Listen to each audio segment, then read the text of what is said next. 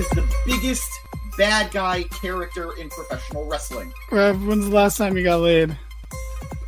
French toast is the exchange student that you have like a 3-week affair with. Hey, we can see that you don't have pants on. Can we tell the truth about Dusty sooner or later? Bro, less people wanted that than are currently watching our stream.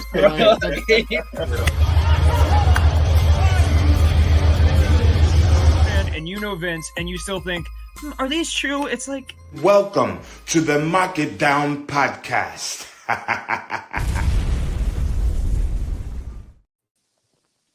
Hello, everybody, and welcome to another edition of the Mark It Down podcast. My name is Nick Cummings, joined this week by Matt Cascode and James Ashanti. We're technically here to review AEW Dynamite. I'm distracted. There's like 5 minutes left in Game 1 of the Rangers, but I'll do my best to concentrate as it was the final episode of Dynamite before Double or Nothing on Sunday. A lot went on tonight, a lot of it good, a lot of it doing a great job setting up for Sunday. So let's get right into it as we started the show with the team of Orange Cassidy and Will Ospreay going up against their respective opponents on Sunday, Trent Beretta and Roderick Strong.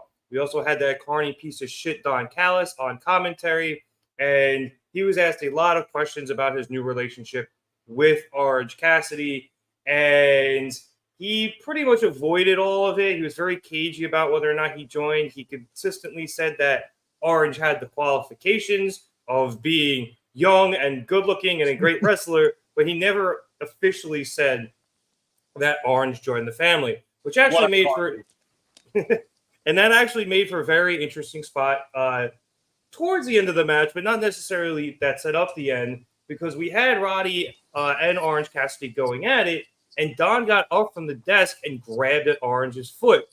Now, he went back to commentary, and he said he did it to prevent an end of heartache. And if you watch the rest of the sequence, it did kind of end up working out that way. But a very murky situation there with Don and Orange. As for the match, as we got toward the end, we had Orange and Trent fighting on the outside, and that is when Wardlow appeared on the ramp and took Orange Cassidy out. When the match started, the Undisputed Kingdom had come down, and it was just the tag team, the Kingdom. Wardlow then appeared later, took Orange out, and that allowed Trent to return to the ring. Surprised Will Ospreay, hit him with the running knee, and then that was followed up by an end of heartache by Roderick Strong to pick up the win. After the match, Trent and the entirety of the Undisputed Kingdom, minus Adam Cole, then began the beatdown on Orange and Ospreay. Trent took Orange back up the ramp, where he eventually, I believe he busted him open at least a little bit, and Trent just basically got on top of him, beat him down for 3 minutes. Back in the ring, Roderick used the assistance from the Kingdom to hit Ospreay in the head with his title, seriously busting Will open before hitting another end of heartache and standing tall. We had Don attempt to... He half-assed trying to make a save here, but he was quickly chased off by Wardlow and went to the back and didn't really make an effort to save anybody, Orange or Will. So, Matt, I know you wanted to comment on this. We were talking about it before the show. I really enjoyed this. I thought we got a very good match, considering both these people, or all four of these guys, have to face another one of the men in the match on Sunday. So I had to leave a little bit left in the tank, as we tend to talk about with these type of matches. But I thought the tag team allowed for some really good stuff between the guys who weren't facing off against each other. And then I think the beatdowns afterwards set up a lot of stuff going into the pay-per-view on Sunday. Yeah, man, I thought it was solid. Blood always seems to give feuds that extra oomph, that extra layer, that extra grit. Unless you're John Moxley. Yeah, then it just comes with the territory. And I don't blame Don for like haphazardly, half-assing, trying to make the save. I mean, he doesn't want to get busted open again and get a huge scar like he got from one said John Moxley. It does play into his character for him to not help. Yeah, no. I mean, this was fun opening. I mean, even before the match began, you didn't comment. They had the intro to the episode was mixed. It was combined with clips from the upcoming Furiosa, a Mad Max saga that James and I saw Monday. Yeah, I thought the intro was very well done. Even if you're not interested in this movie, which you should be, even if you're not interested, it was still cool. It didn't take away from the product, which sometimes we do get with these advertisements, these partnerships. So I really thought that was very cool, and like props to whoever did that. And then we immediately get into this match, and it's a great way to start. A lot of fun. And I thought it was kind of felt like strange bedfellows, the partnerships. And then I remembered, the whole Orange Cassidy might join them thing. And then Roderick, he's the guy, he beat Orange for this title. It was very cool to see him pin Orange. I think it'll be like the last cool thing he does as champion, because I think Ospreay's taking that title come Sunday. Yeah, and I think I accidentally flipped the guys who got beat down. Will was taken out on the ramp by Wardlow, correct? And then Orange was the one pinned. So I think I got that backwards. My apologies. No worries. In my defense, I was watching this on my phone because the TBS app the last couple of weeks has been absolutely shite. Warner Brothers Discovery continuing to shoot themselves in the foot every which way possible. But so I got those backwards. My apologies. And that's why I missed the beginning. I came in, I was like, that was weird. We started with an ad. I didn't realize it was a combination promo package. It actually sounds pretty cool. Yeah, I almost fast forwarded because I started a little bit late, and I like to catch up when I can. I'm like, oh, it's an ad. I can fast forward through this, and right before I hit it, like the AEW music starts playing. I'm like, wait, what? And then I'm like, this is pretty cool.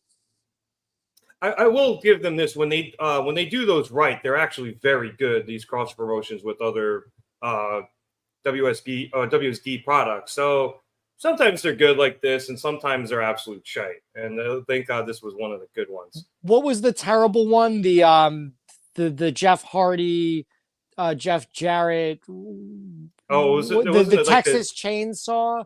Yeah, whatever match? Leatherface is in. Yeah. That one was pretty bad. But this was good, and I thought they did a solid job of it throughout the rest of the night. You even had Taz later saying he was furiosa when Jericho came out with his title. And to follow it off, James, with a good match to start, it's just a good start to the show. I was a little apprehensive because I'm a big believer in the opposite momentum rule going into pay-per-views. Whoever's standing tall going into the pay-per-view is probably going to lose, whoever, vice versa. So I was like, I don't know if I want to see this, because now I'm going to have an idea of who's winning on Sunday. And I think those fears were kind of, put to ease given the circumstances. The bad guys won, but it was through some nefarious means. I don't know if we're doing a prediction video for Double or Nothing, so I'll be careful with what I say. But I think we are going to get a 50-50. I think the winning team and the losing team aren't going to be the same going into the pay-per-view. Yeah. I think we're going to split that half and half. But good showing between all four guys. I really don't know how to feel about anything involving the Undisputed Kingdom. I don't know if they're just taking up space, and not talent-wise, because talent-wise, everybody is great. But in terms of their involvement in anything, it just feels like they're taking up space in certain situations. So I don't really know how to be excited or to dread it. But again, then Roddy gets in the ring and he kills it, and he looks amazing. It was awesome. And Roddy versus Ospreay is going to be probably the match of the night in terms of singles wrestling. And maybe the only one that could come close is probably going to be Moxley versus Takeshita. But it's going to be great. And Orange versus Trent just has so much heat to it. So I think all the guys did great. I think I'm going to stick with my prediction from last week. I think it's very clear we're getting Trent joining the Don Callis family. Yeah. And that's fine. I like Trent a lot, but I think he needs people to bounce off of. And I think Don is a good person and for that role. And I think we've talked about the family needing bodies right now. Yeah. So why not? Let's do it. And I'm not so sure that Will is winning the title from Roddy. I don't know. So I'm going to hold off on saying that this is the last cool thing Roddy does. But As champ. No, as champ. But we'll see. I'm glad Roddy got a good win. Cool. I'm definitely with you on the Undisputed Kingdom. It feels like they are coasting right now. And it's all on Adam Cole at this point. I think that storyline would have been perfect if Cole had, and I think we've talked about it before, would have been perfect if Cole hadn't actually been injured. Yes. But the reality is he is injured. He needs to get better. He had to have surgery. Can we acknowledge that, by the way, Matt? I don't want to derail you here. Sure. Darby Allin broke his foot, went through the sickest bump I think any of us have ever seen with that glass pane bump from the Sting match. He got hit by a bus, and the man came back within like a month and a half. Adam Cole landed funny, coming off of the apron, and the man hasn't been able to work in 8 months.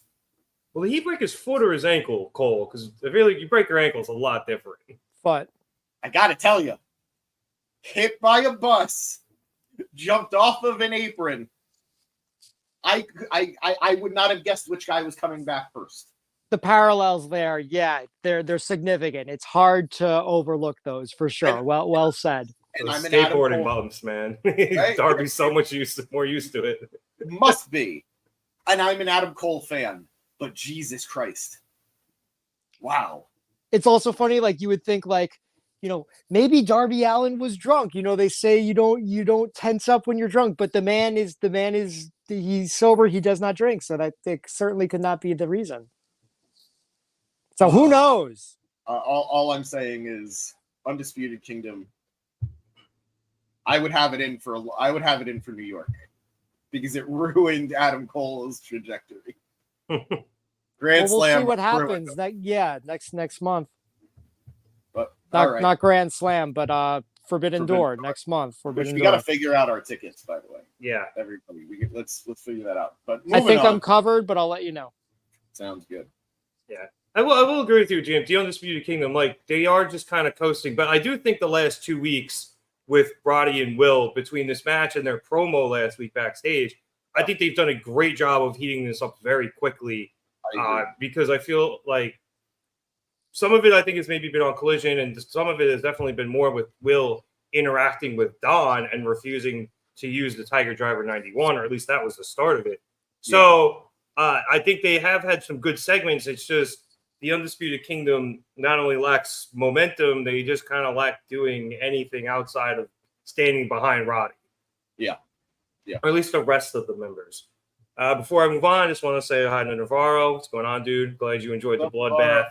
that was a fun thing to see again. Yep, we will get to that later. We move on. Next, we went backstage with Nicholas and Matthew Jackson. They have decided to ban Darby Allin from the building after he made his miraculous return, same thing, last week. And they began handing out flyers to a bunch of what looked like elite-branded security, and they all sent them off with Matthew yelling that they need to tuck their shirts in. That was a very nice touch. The elite security guards, nice touch. Yeah, I do like the fact it's their own security and not the AEW securities, because while they could technically control the AEW security to some extent, they can probably order these guys to do a lot more as opposed to AEW security who are a little more loyal to Tony Khan. We then had Sanjay Dutt come over, and he congratulated the Bucks on their successful hit on FTR last week, as they were absolutely destroyed on Collision following their match with the Righteous and the Murder Hawk Monster. Yep. And so now that later tonight, Satnam is going to take care of the Bryan Danielson problem. Matthew mentions to Sanjay that if Singh is able to beat Bryan, that's cool, but if he hurts Bryan, that is great. Sanjay says, as long as the money is right, that's good, and they better throw some rupees in there because Satnam is going to break Bryan like a pencil. Breaking the pencil he usually keeps over his ears. Although you know it is good to see you as well. But yeah, that was basically to set up the rest of the show. Yeah. Good stuff from them. We then went back to the ring, this time for a promo from the Bang Bang Gang, which is their official name now. They are no longer Bullet Club Gold. They are listed as the Bang Bang Gang, both on the website and they were on their Cryon today. So Wow, I didn't notice. Cool. Rip Bullet Club Gold. But anyway, they get to the ring, and after they figure out how to properly pronounce Pac, Switchblade then announces the reasons they've decided to go after him the last few weeks. He made 3 mistakes. Mistake number 1, he didn't run when he saw the Bang Bang Gang backstage, and he looked at them with that face. He does have a face. He does have a face. Mistake number 2, he interfered in Bang Bang Gang business when he made the save on Rocky Romero later that night. And mistake number 3, he asked the Bang Bang Gang to make him care again, and that's exactly what they have done for him. White is then interrupted by Pac on the Jumbotron, saying that they did... Pac or Pac? It's Pac. Did I say Pac? Sorry. If I say Pac, it's forced to happen because of Tupac. It is Pac. I know it's not Pac. It was mostly for the bit, but it worked even better because you needed to fix it. Yeah. But it's just funny. Like, I do know what it is, but reading it like quickly, I say Pac sometimes, even though I know it is Pac. Anyway, he showed up on the Tron, and he agreed with the Bang Bang Gang, saying that they did give him exactly what he needed and warmed him back up. And while he did provoke them, 3-on-1 isn't exactly fair, so allow him to introduce his amigos. And we then get the entrance and return.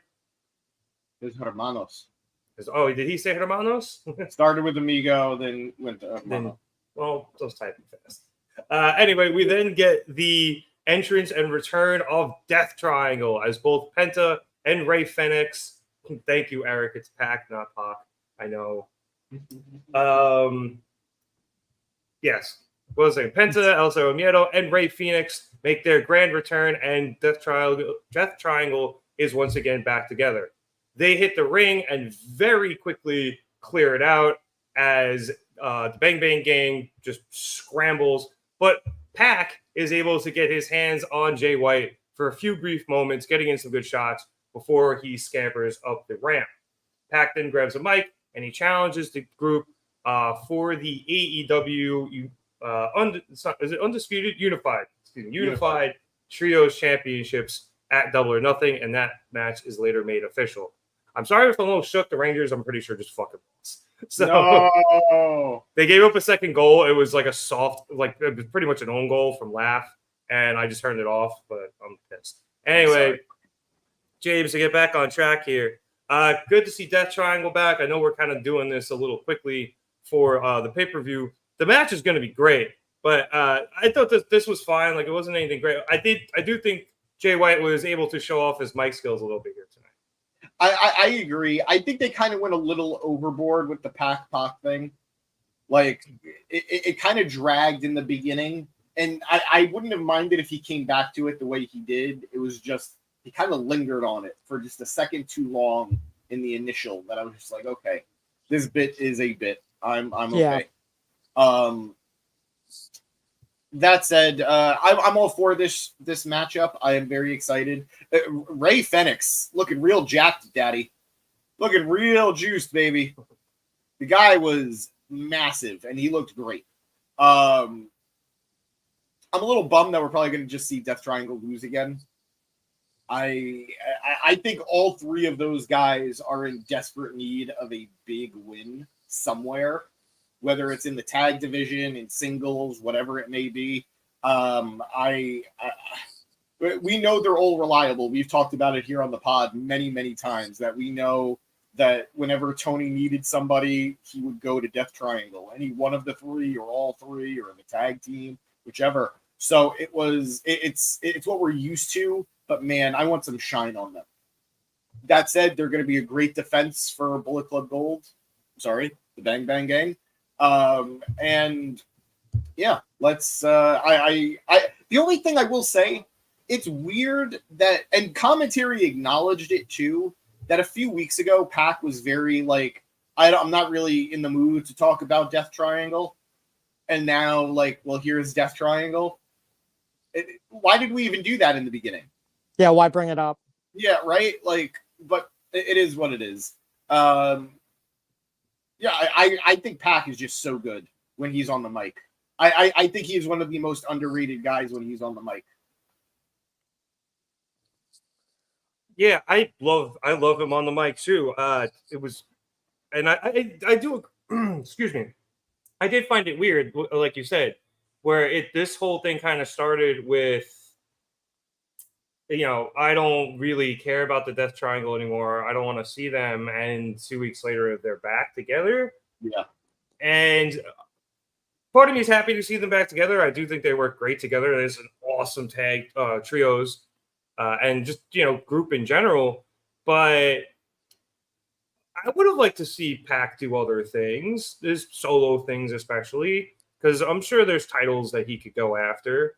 Wouldn't I know it's currently busy, but depending on how the TNT Championship match goes, him versus Adam Copeland seems like it'd be something fun. I don't think we've gotten before, and that's a title I think he could run with.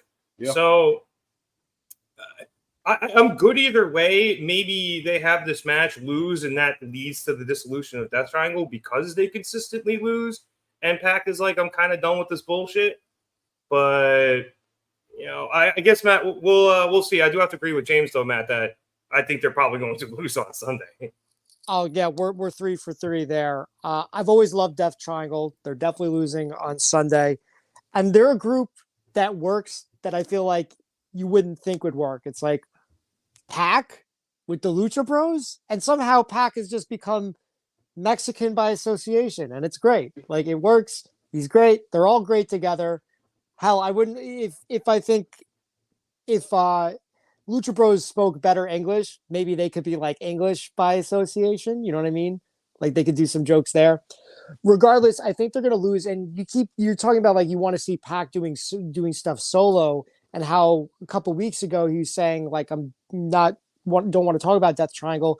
Perhaps Death Triangle breaks up on Sunday, or we see the start of that, because I don't think there's much they can do as a trio anymore. They've been a trio for a long time. They did have some time off from each other due to injury, due to the pandemic, due to like traveling and stuff. Visa issues. Yeah, exactly. But I think it is time for them to maybe do something else and maybe do stuff apart from each other. And I mean, hell, Pac could get those dark circles under his eyes again, and he could hang out with the champs, Swerve, Strickland. They could be a tag team. Why not? But they both look like they need a nap. Yeah, I think that would be hilarious. Just like a backstage photo of them together, or even like a segment where it's like maybe we're teasing something between these two, whether they're having a match together or against each other. I just think that would be fun. I like silly things like that. But yeah, something good segment. I think you guys hit everything you wanted to hit on it, and I did too. That's all I got to say on that.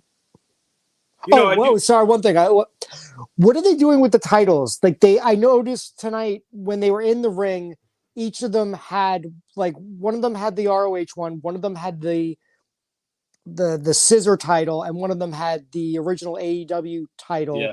You're not supposed to think too much about it. The idea is they're just carrying a lot of gold, and it's technically they should be carrying 2 belts apiece, but they're each carrying 3 belts apiece because it's the classic AEW Trios title, specifically the scissor AEW Trios title, and then the Ring of Honor 6-man title. So 9 titles. Okay, can we just get new titles? Like make new titles. I know that's what I would say. I think they're probably in the process, but this for their characters is just kind of better, and they just carry them around in a wheelbarrow. It's kind of funny. Yeah, the idea behind it is they are Bullet Club Gold. They want to carry as much gold as possible, and I agree with you. It took me a while to understand what they were doing, but it's not like this isn't a laziness thing. This is them trying to be Roman Reigns, carrying as much gold around as possible. Okay, but they're not even Bullet Club Gold anymore now, right? Like they're officially done with that. I don't know. I heard what you said, Rev, but like I haven't heard an official report on them being done as that. I mean that's what it. Like I said, that's what they're listed as on the official AEW website now. And when the their graphic came up today, they were listed as the Bang Bang Gang. When I think even last week they had been listed as Bullet Club Gold. I saw this. I saw it on Reddit, and I clicked on it. So it was official. It was on the website. That's interesting. I wonder what their merch sales are. Like, do the Bullet Club Gold shirts sell, and do they sell better or worse than the Bang Bang Gang stuff? Because I think people call them the Bang Bang Gang more, but like I feel like that's just like a secondary nickname. You know what I mean? Like it doesn't feel like the real name of the group. But that's just my opinion. It might have to do with stuff with New Japan, even though I know they still have a good relationship with New Japan. I'm sure Toni probably just wants them to have an identity of their own that isn't attached to another company. And I mean, Bang Bang Gang is like the same way the Elite was an offshoot of Bullet Club. Bang Bang Gang is an offshoot of Bullet Club, and that's fine. I don't think there's any issue with that. So internally, I'm still going to think of them as Bullet Club Gold, even though, quite frankly, and I will die on this hill, I always thought that was a dumb name to begin with. Agreed. I think it's fine. I don't think it really matters either way. This is just going back to the issue of the belts. It's just them being silly and trying to flex with how much gold they have. That's fine. That's fine. And I think, hindsight, it would have been better if they were just Bullet Club and their offshoot was Bang Bang Gang. You know what I mean? Instead of Bullet Club Bang Bang Gang. I agree, but there was no way that was happening. There was no way AEW was going to have a Bullet Club in their company. Like even TNA, who actually has 2 active Bullet Club members, they are never referred to as Bullet Club. They are referred to as just their tag team name, you can see. So I think Bullet Club Gold was definitely the bridge to even getting that name at all. So, but I do agree with you, though. It's just the logistics of that. There was no way I think it was ever going to happen. Yeah, business is business. Yeah, I saw people speculate on Reddit. Maybe it's because with Forbidden Door coming up, they just didn't want to have to deal with everyone complaining that Bullet Club Gold wasn't going to interact with Bullet Club, the War Dogs, or any other factions of Bullet Club that I'm missing. Wait, are the War Dogs still around? Because didn't Coughlin say he's retiring, or is that like a... Coughlin's is most likely retired. Everyone's expecting him to be retired, but he was just one War Dog of 5. Gotcha. And Bullet Club in New Japan is what? Clark Connors, Dave Finlay, Kenta. I forget who the rest of the group is, but they have members galore in New Japan right now. I just know he was a tag team champion. So thinking of you, Alex. Like, hope you're doing well, buddy. I mean, who knows why they did it, but that's what it is now. So, all right, let's move on. We spent quite a bit of time on that. So, up My next bad. we had it's all good. It was a good conversation. Yep, we got your bubbles back. Next up, we had Hook versus Katsuyori Shibata against my man Bounty Hunter Bryan Keith in an FTW Championship Eliminator match. Winner of this would go on to face Chris Jericho for the FTW title at Double or Nothing. Jericho, with Big Bill, of course, was on commentary for this. Taz, not happy he was there.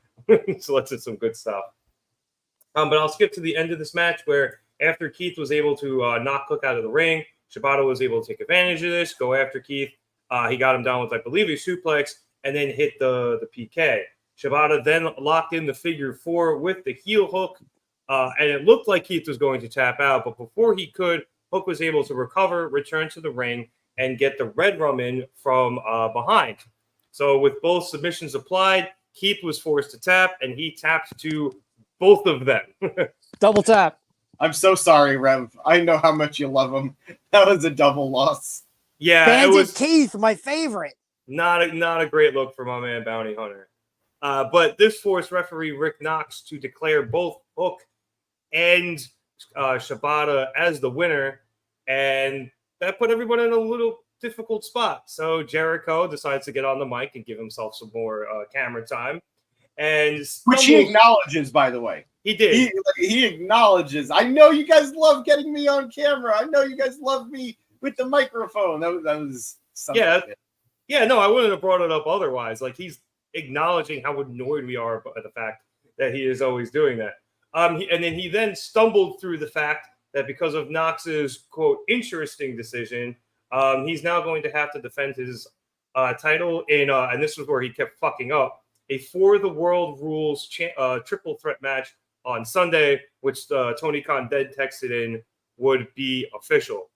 So, Matt, I actually liked most of this match because all three of these guys I think are very good in the ring, so I enjoyed the match itself. The ending it's weird. I get what they're trying to do here. Like I said, bad luck for my man Bounty Hunter. And we're setting up the triple threat for Sunday. I wish there was a better way to do it, but I guess this isn't a bad way, all things considered, even though I hate this feud kind of in general. I actually, like the match was fine. I don't really have much notes there. Fan of Bandit Keith. We met him at WrestleMania weekend. I made the joke and he laughed. So he's a good sport. And I actually liked the ending a lot. I think it was better than like a double pin, which, we've seen before. I don't think I've ever seen this before. Like, and especially he was very, I won't say it again, but Keith was very good. He specifically tapped on the red rum and he tapped on the heel hook, like same time, two different hands. The hand placement was perfect. So it made sense to me. And I was just, what I was questioning was just like, okay, are we trying to give the fans a swerve? Because we've all been saying we think that this month we're going to get the rematch of Jericho versus Hook and Hook's going to win the title. And that's the end of the feud. And then it dawned on me and I put my hands on my head. I think Jericho is winning on Sunday. And it's going to I think he's going to extend the feud. And eventually the next month we will get Hook versus Jericho one-on-one. And it's like, God damn it, why are you doing this? Disagree. You disagree that what I think is going to happen, or disagree that I'm mad that it's continuing? Second half. No. First one. I think he agrees with you that Jericho is going to win on Sunday, but I don't think he thinks it's going to be Hook versus Jericho next month. It is going to be a Samoan named Joe. And I think we're going to pay off on last week with the tease. I think we're getting the trio. I'm sticking to my guns. We're getting the trio of Joe, Hook, and Shibata. I think Shibata's eating the loss here. Definitely. They're going to have the singles match. It's going to end, not shenanigans, but it's not going to have a clean finish. That brings out Joe. And then this ultra trio of absolute killers is going to form. Joe is going to beat Jericho. Jericho and Bill are going to get a third guy. Starks? Nah, I don't think Ricky would enjoy Jericho. Mr. WWE ain't getting back on TV. Whoever it may be. And then that's how we get Joe and the other two versus Jericho, Bill, and whoever. And Joe takes the title off Jericho. And then down the line, Hook takes the title off Joe. Okay, that's more interesting. Yeah, because I definitely agree with you, Matt, that Jericho wins on Sunday, because I imagine, Hook and Shibata end up costing each other the match in some way, shape, or form. Jericho takes advantage. And then when we come back on Wednesday, we probably have a similar interaction with Joe the way we did last week, where he starts laughing in Hook's face again. And he goes, I told you, he's got you playing, against yourself, and you cost Shibata the match. Shibata cost you the match. You both fucked up, and now he's still champ. It's like, if you're going to do it, you got to learn how to do it right. And then that eventually leads to Joe, probably teaching them whether and joining a stable. Whether or not, James, Joe ends up with the FTW championship or Joe coaches Hook to getting it back.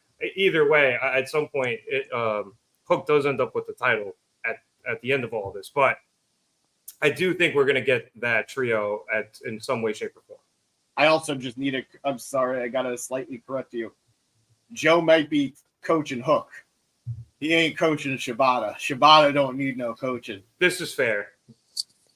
Well, I think coaching more in just terms of the way, of how to play the game. Both of these kids are great in the ring. I call Shibata a kid. I'm not entirely. Yeah, I was going to say, what? He's like 40. But yeah, but like they're pretty clearly showing that Shibata doesn't know how to play the game. At least the one Jericho's playing, and Joe does, and there's always something new to learn. So I think that's what we're gonna end up getting here. Not in ring lessons, but how to politic your way through all this bullshit lessons. yeah, Life lessons. Meanwhile, Shibata teaches Joe about fashion. Everybody wins here. Everybody wins here, so I'm all for it. And Hook can introduce them to a wide array of chips. Exactly. I love Joe. I think he knows about chips. I'm very afraid of him, but he's not watching this, so it's fine. Yeah, but you think he knows about the Lay's that have the Cool Ranch Dorito flavor? That's crazy. That's a thing. Is that really a thing? Yeah, I swear to God. Lay's they had a whole bunch of like flavors of different chips as Lay's, and one of them was Cool Ranch Doritos.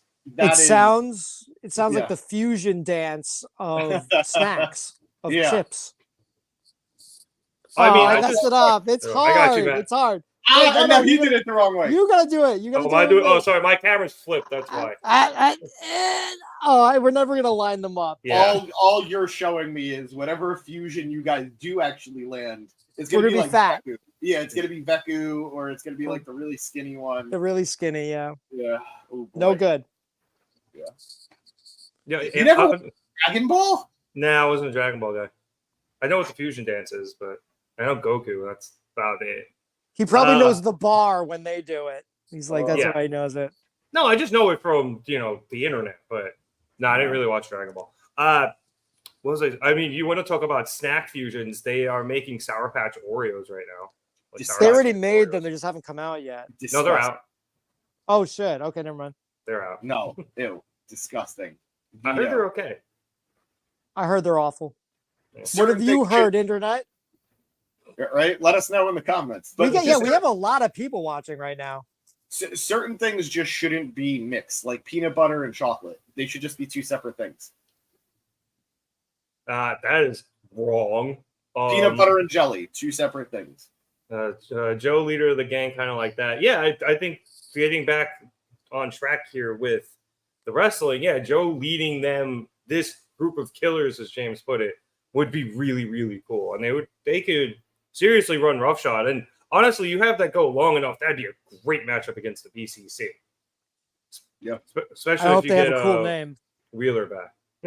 It should just be called Absolute Killers, but I don't know if you can get away with that. Yeah. Best wishes to Wheeler Yuta, by the way. What is he? I know he's hurt, but is something he's been dealing with concussion issues since January. Oh, that's what's keeping him out. That sucks. Yeah. Hopefully he gets better. I miss Wheeler. Yeah, me too. All right. On that sad note, awkwardly moving on. We had 2 video packages for Sunday. We first had Willow Nightingale versus Mercedes Moné video package. They are clearly facing off for the TBS Championship at Double or Nothing. And then we had one for John Moxley versus Konosuke Takeshita. They're going up against each other in IWGP World Heavyweight Championship Eliminator match. We have had much discourse about that, so we're not going to talk about it. And instead move on to the next match, which saw the aforementioned Konosuke Takeshita take on Matt Sydal. Takeshita was actually able to make very quick work of Sydal towards the end of the match. Yeah, he caught Sydal running off the ropes and turned him into one of the highest torque Blue Thunder bombs I think I've ever seen. And he spun him like a top. And then at the behest of Don Callis, Takeshita laid in an absolutely vicious elbow to the temple of Sydal, knocking him out and allowing Takeshita to pick up the win. After the match, Callis gets in the ring, and Takeshita seems like he offers his hands to Sydal to help him up, but when Sydal takes it, he pulls him up, and Takeshita German suplexes him before just beginning to stomp him out. This prompts one John Moxley to come to the ring, and he comes through the timekeeper's area, grabbing a microphone as he does. He calmly goes to the ring, gets face-to-face with Takeshita, and just bombs him.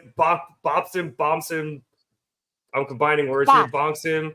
Just basically stabs him in the head with the microphone and pretty much putting Takeshita on his ass and almost rendering him unconscious. Rev, let's ask Matt a question real quick. Matt, was this the microphone bump you wished you got last week with Hook and Jericho? Yes, it was Much better, right? It had that satisfying pop. Yeah.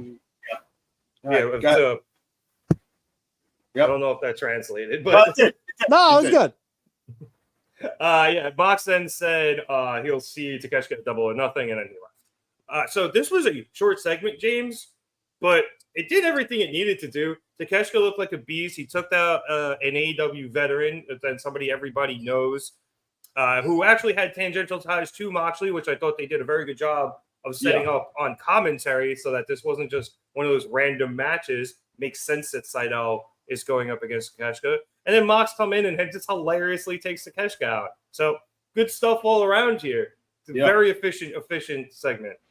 I thought it accomplished everything it needed to. I actually had a little bit of a gripe, which is hard to say considering how quick everything was. I was really bummed that he didn't just finish the match with the Blue Thunder Bomb.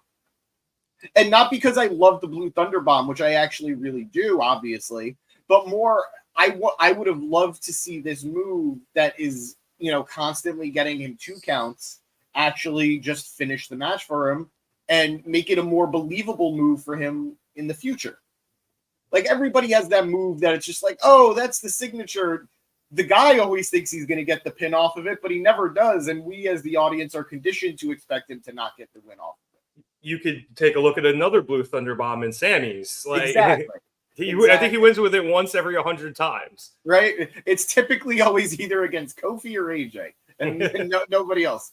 But I would have loved it if he actually did get the win. I didn't mind the forearm spot, but if I would have done that after the match, like I know he already beat him down. Like I know he was beating him down anyway with the German suplex. Finish the match with that Blue Thunder Bomb, get the 1, 2, 3. Then start the beatdown with the forearm, go into that German suplex and everything afterwards. Because I guess you've established a different weapon in his arsenal as a finisher with that forearm. But I think everybody that was watching assumed that he already had him beat, and that was just him being more brutal before the bell. Which is, at least that's how I interpret it. But that was the point, though. I mean, you even heard Taz on commentary. Granted, this was during the beatdown, but he said you have to be like a no mercy killer in order to defeat Moxley. And I think we saw that both with him doing that to Sydal when it was completely unnecessary. He would have won off the Blue Thunder Bomb.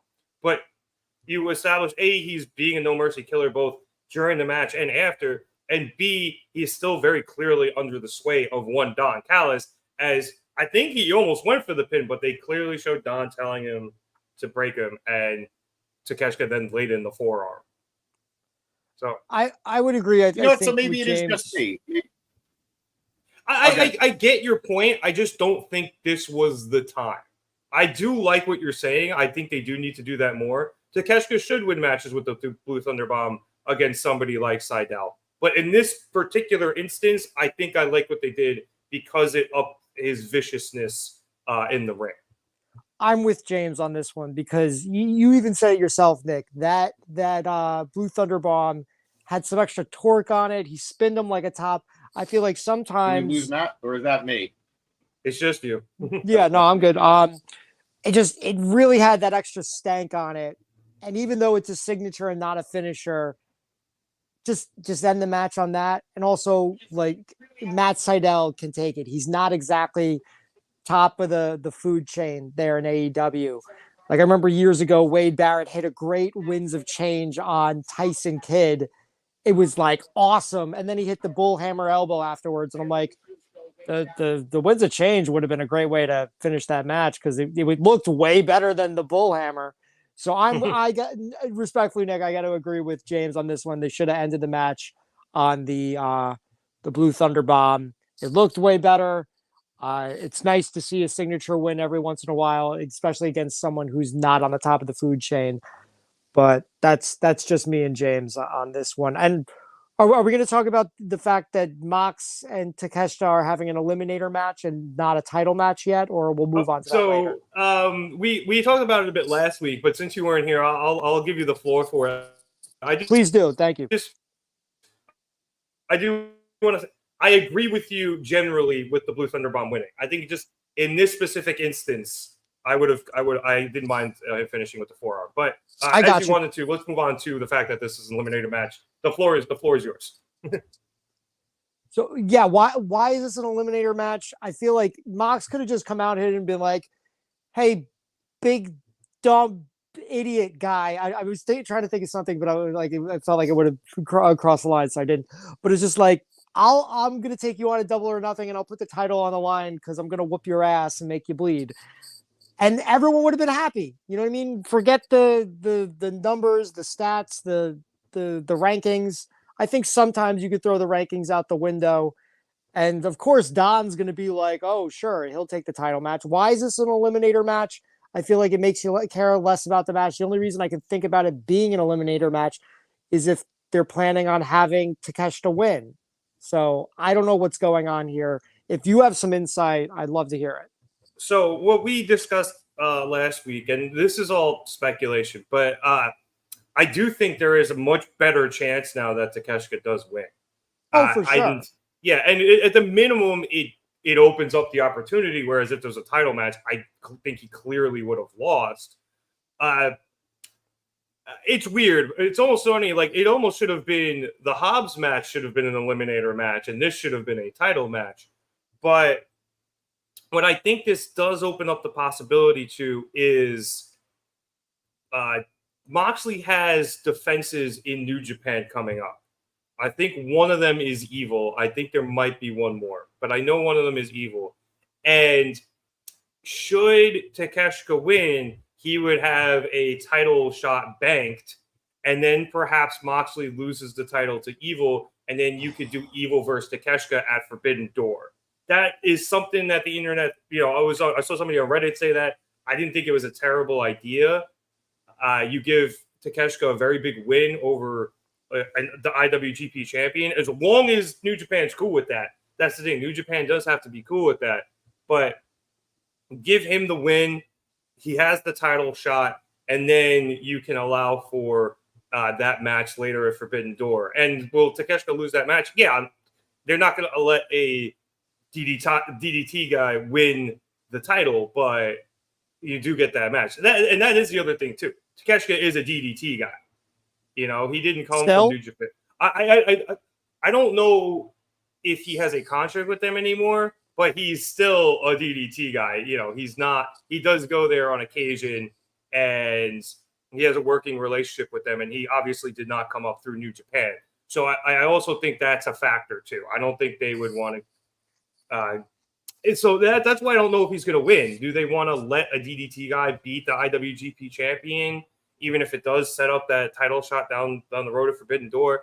There's a lot of moving political parts here, and I think it's more than we're seeing, and that's what's leading to this being an eliminator. But again, it's all just speculation. I can understand the frustration of it being non-title on the pay-per-view, though.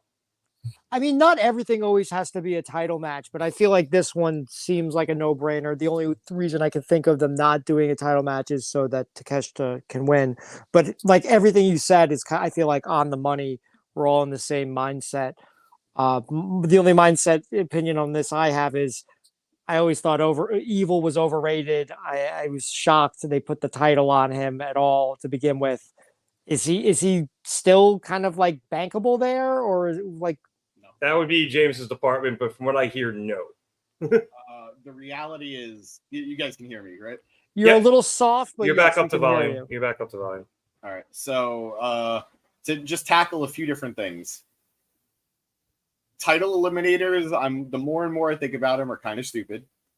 Anytime you wrestle a champion in a non-title match, it should just automatically be a title eliminator. Because if you beat the champion, you should be the number one contender. Last week was ridiculous with that, with like some of the matches being title eliminators and some of them not being, but please go on. 2, I don't think it matters if it's title match, title eliminator, whatever it is, Moxley's beating Takeshita. 3, putting the title on Evil back then made sense as a concept, but he crashed and burned. And he did it at the worst time when fans were not going to accept it because they were just so mad that they took the title off of Naito so quickly after having finally won it.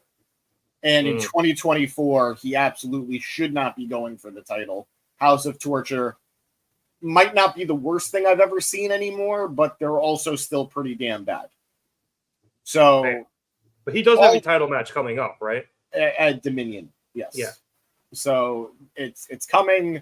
New Japan fans everywhere are furious that AEW is getting a banger like Moxley versus Takeshita, and they're getting Moxley versus Evil. All I could say to that is, but it'll be fine. And I do think people are making a bigger deal. That is awful. I do think people are making a bigger deal about the title eliminator situation on Sunday than it warrants. Because look, no matter what, it's going to be a banger of a match. It's Jon Moxley versus Takeshita. Those guys, I don't want to say I've ever seen a bad Moxley match. Maybe not amazing, but I've never seen a bad Moxley match. And I don't think Takeshita has a gear below amazing. So it's going to be fine. People just got to get in your head, pretend it's a title match. Just pretend it's a title match. And Moxley's going to win no matter what. So it's fine. It doesn't matter. Like I said, I think the fact that it's Eliminator at least gives a little more doubt to the fact that Moxley's going to win. But I do think he's more than likely going to win. Because last week I thought Takeshita was straight up going to win. Now that I'm rethinking it, and I think part of it is due to the politics that Takeshita is, a DDT-related guy. I doubt they let him beat the So the only thing I'll say to that is New Japan is definitely expanding in ways I've never seen them do previously. Well, yeah, because they're going broke and they no fucking choice. It's not so much that they're going broke. It's just even before the tide was turning on them, they were opening themselves up to relationships with companies that I've never seen before or as friendly as I've ever seen before. So and quite frankly, if I'm New Japan and I'm concerned about the DDT thing, my guy just beat the DDT guy for the title, that's my mindset as opposed to it being a title eliminator. And we cannot forget Kenny Omega and Kota Ibushi are both former DDT guys who made the jump over to New Japan. That's what I was thinking. So yeah, but although granted, Ibushi taking so long to sign a contract is why it took him so long to finally win the title. But he liked his freedom. He really did.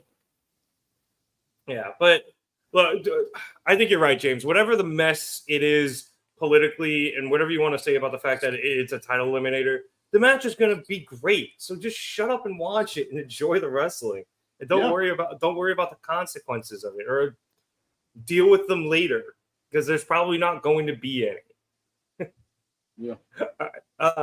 Moving on, we then went again backstage with Matthew and Nicholas Jackson. They're still handing out their Darby Allin flyers, making sure everyone knows that he is banned from the building. When they run into Swerve Strickland near Gorilla, Swerve asks if he's sitting in their seats, and Matthew tells them that he's the champ and he can make himself at home. Nicholas then hands Swerve a flyer, asking if he has seen Darby, and Swerve stands up, crumples it in their face, says he has it, and tells them to hit his music. Small interaction, but a great one, especially after the last couple of weeks where it has been revealed that the Jacksons are behind Christian getting his title shot, and the beatdown laid upon him by the Mogul Embassy as they basically paid off the Mogul Embassy to turn on Swerve. That led into Swerve Strickland versus Nick Wayne. Swerve, as we saw backstage, had a Band-Aid over his eye after Wayne hit him in the head with that family portrait last week. The cut required him to have 4 stitches, and he was covering it up to protect it. We'll skip towards the end of this match here, where after hitting a Swerve stomp on the outside, Strickland threw Wayne back into the ring, and the two started jaw-jacking, and this suckered Swerve into going up top and attempting to hit another Swerve stomp.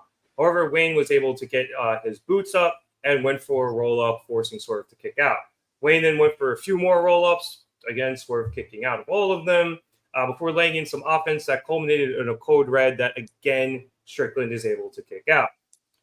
Nick then taunts Swerve, going for a house call, which he had used last week to beat somebody on Collision, probably a jobber, in an effort to get under Swerve's skin. But Swerve was able to catch it, counter into a backbreaker, and then he got Nick up, which I think was supposed to be a power bomb, but Nick kept going, so Swerve very deftly turned it into a power slam. It was a great save. Swerve then lined Wayne up as he was basically out on his knees, and nailed him in the head with a house call, basically knocking Wayne out for the win. After the match, Swerve was immediately attacked by Kill Switch as Christian and Mother Wayne came down to check on their unconscious son, but Swerve very quickly fended off Kill Switch and then went after Christian, who immediately bitched out and sprinted backstage. We caught up with Christian near the back, near the exit, which he went out of, and then threw a security guy out of a car and attempted to drive away, but he was cut off by a second SUV. It was revealed that this SUV was driven by the returning Prince Nana. Did he swerve when he drove? He kind of swerved into the spot. Christian, with nowhere to go, starts panicking, but by that point, Swerve had caught up to him. And even though Christian had locked the doors, Swerve pulled him out of the car the way that cop was trying to do to Scotty Scheffler last weekend. And that was a deep cut. And Yeah, I got it. and dragged them out, and they just started kicking each other's asses. They fought to the top of this SUV, where Swerve was able to hit a DDT on the top, and Christian tumbled down to the hood of the car. Nana then came over and handed Swerve a steel chair, and he went for it was basically a concerto minus a chair, but on the hood of the car. But Christian was able to roll out of the way, and he just scurried off for dear life. Concarto. Yeah, good one. Concerto. Yeah, Concarto. Carcerto? Even better. Carcerto is better. Sorry. James got me there. James got me there. It was a teamwork. Yeah. Group effort. Yeah. So anyway, Matt, I really like this match, and I can already hear some people questioning why Nick Wayne did such a good job against the heavyweight champion, especially considering we just saw Matt Sydal get his ass kicked by Takeshita. But I think for a good chunk of this match, Swerve was more concerned about hurting Wayne than actually beating him, and that allowed him to slip up a few times. We saw Swerve hit his head on an exposed turnbuckle. And then shortly after that, we saw a really nice double reverse where Swerve caught a diving Nick Wayne going onto the outside, and then Wayne was able to turn that into a DDT. That was like right before the commercial break.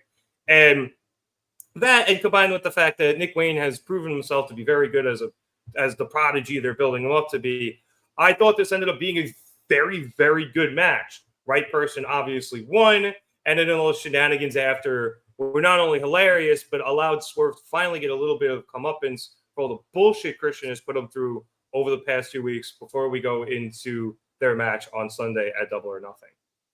Yeah, I like this match. I had no issue with Nick getting the, getting as much offense as he did. And I'm not just saying that as his surrogate father. If you all seen that picture of us on the pod, but they both Nick and Swerve have history. They've been wrestling each other for years. So if anyone's going to have a competitive match with Swerve, it's going to be Nick Wayne. And I think Swerve is on the top of his game. He's the world champion. He's never been better. Nick is also on the rise. He's obviously not in the same level, in the same stratosphere. And I don't mean to diss him, but like a guy like Matt Sydal, he's not doing much these days. So it's more believable for him to get like an ass beating by a guy who's kind of like hot right now than it is for Nick Wayne, who's also on the rise. I really want to talk about the aftermatch shenanigans, which I thought were just great. It was a solid run chase. I've talked on the pod before about how I like a good chase, but you got to time it right. I think the timing here was good. Loved Taz when Christian stole the car. Taz said carjack Jones, which gave me a good hearty laugh out of that. And what else? I think Prince Jack Jones used to play for the Knicks. probably. R.I.P. Knicks. What a Yeah. season! What a season! We'll get them next year. Hard to be a New Yorker right now. Hey, it's only game one of the Rangers. You know, Yeah. don't Rough night, though. count Rough them night. out yet. Yeah. So Prince Nana coming back was great. I half expected him to have like school children in the back or something. Like maybe he stole that SUV from a mom. I don't know. That would have been funny, but would have made no sense either. But that's just where my mind went. Sue was just back there and steals the car. Yeah, so this was just solid all around. Dug it, and I'm looking forward to the match on Sunday. What did you think, James? I enjoyed it. Unfortunately, I did have to miss a little bit of this matchup in general, just getting ready to do other stuff. But we're getting ready for today. But I don't have any issue with Wayne getting in offense or this being a competitive match. There needs to be a hierarchy, like that needs to be established. But I also don't need to see squash match after squash match. Yeah. I don't need 2 squash matches in a row after Takeshita just wiped out Sydal. And there's a story here with these two, as you guys talked about. Like, I don't mind there being some heat here. And quite frankly, I'm a big believer, and we did talk about this, and I know Rev and I are kind of on opposite ends a little bit on this. I'll be the tiebreaker. Go ahead. There are situations where I think it's okay for guys to have a little more adrenaline and be more capable than they would be on other nights. Like the big point of contention for the two of us was WrestleMania. Like, I'm okay with people kicking out of stuff out on WrestleMania because in my head canon of it is this is the most important night of the year for these guys. They're going to give it just that little bit more. They're going to have that much little bit more heart to keep going. And in a match like this, if I'm Nick Wayne, maybe I'm not going to kick out of somebody else like with half of what they gave me, but with a guy like Swerve who made my life hell and gave me so much shit and busted me open and attacked me and set me on this path that I'm on now, I'm going to have a little bit more fire. I'm going to have a little bit more in the tank to either kick out of stuff or to deliver a little bit more. So that's my acceptance of stuff like this. It shouldn't happen all the time. There should be instances where the young guy gets put down by the veteran or the star. And I think we got that a couple of months ago with like Hook and Joe, where that was essentially an elongated squash match, but it made sense given the players and given the story that was being told and the heart and fire that Hook had kicking out of the muscle buster. He might not have put in a lot of damage on Joe, but he had heart and he had fire. In this instance, a little bit different where Nick was putting in more offense, but there was a reason to see it happen. So I don't know. Long ramble aside, I was okay with this. I enjoyed this for what it was. And I would not be shocked to see that match get run down in a few years again. I mean, they have history, so definitely. I don't think this is a story conclusion here. And I'm sorry, Nick. I know you wanted to say something, but I got to say, I'm with James on this. I'm okay with it. I'm perfectly fine with it too. I was just jumping the gun because I knew somebody like Eric was going to come in the chat saying this is an AEW problem. Not every match needs to be Jeff Hardy versus The Undertaker. My favorite match of all time, by the way. Not right. mine. And I knew if he was here, I wasn't sure if he was going to be here tonight. I was just preempting that.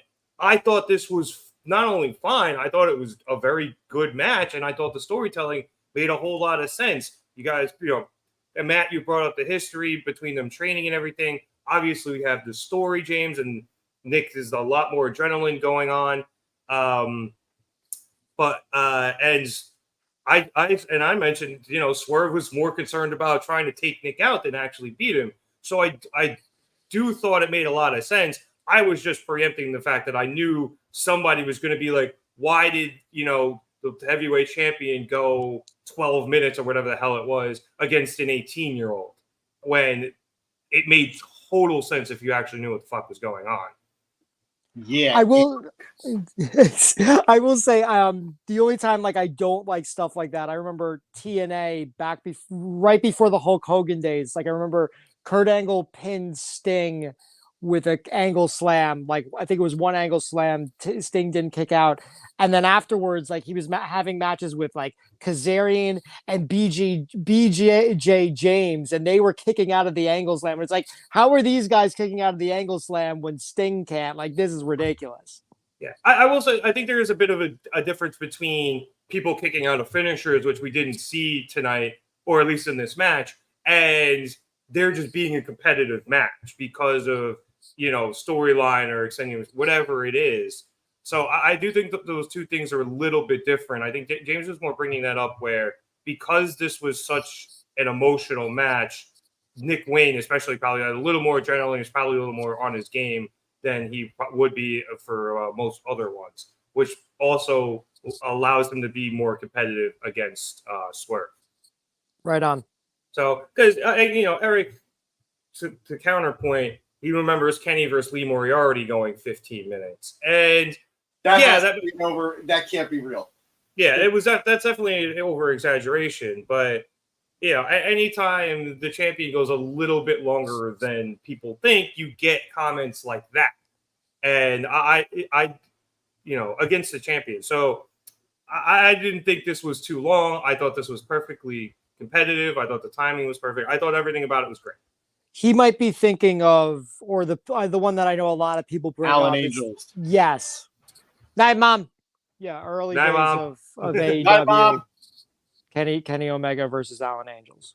And I also think that initial one was in I think the first one was they fought in it was like right after the pandemic, and I think it happened when they were doing as many matches as they could at fucking the Nightmare Factory.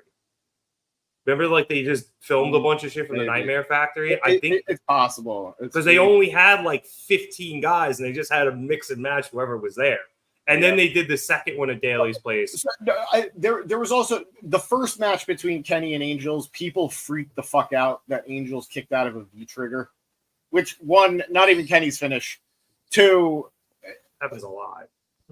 The match went like 7 minutes. It didn't go long.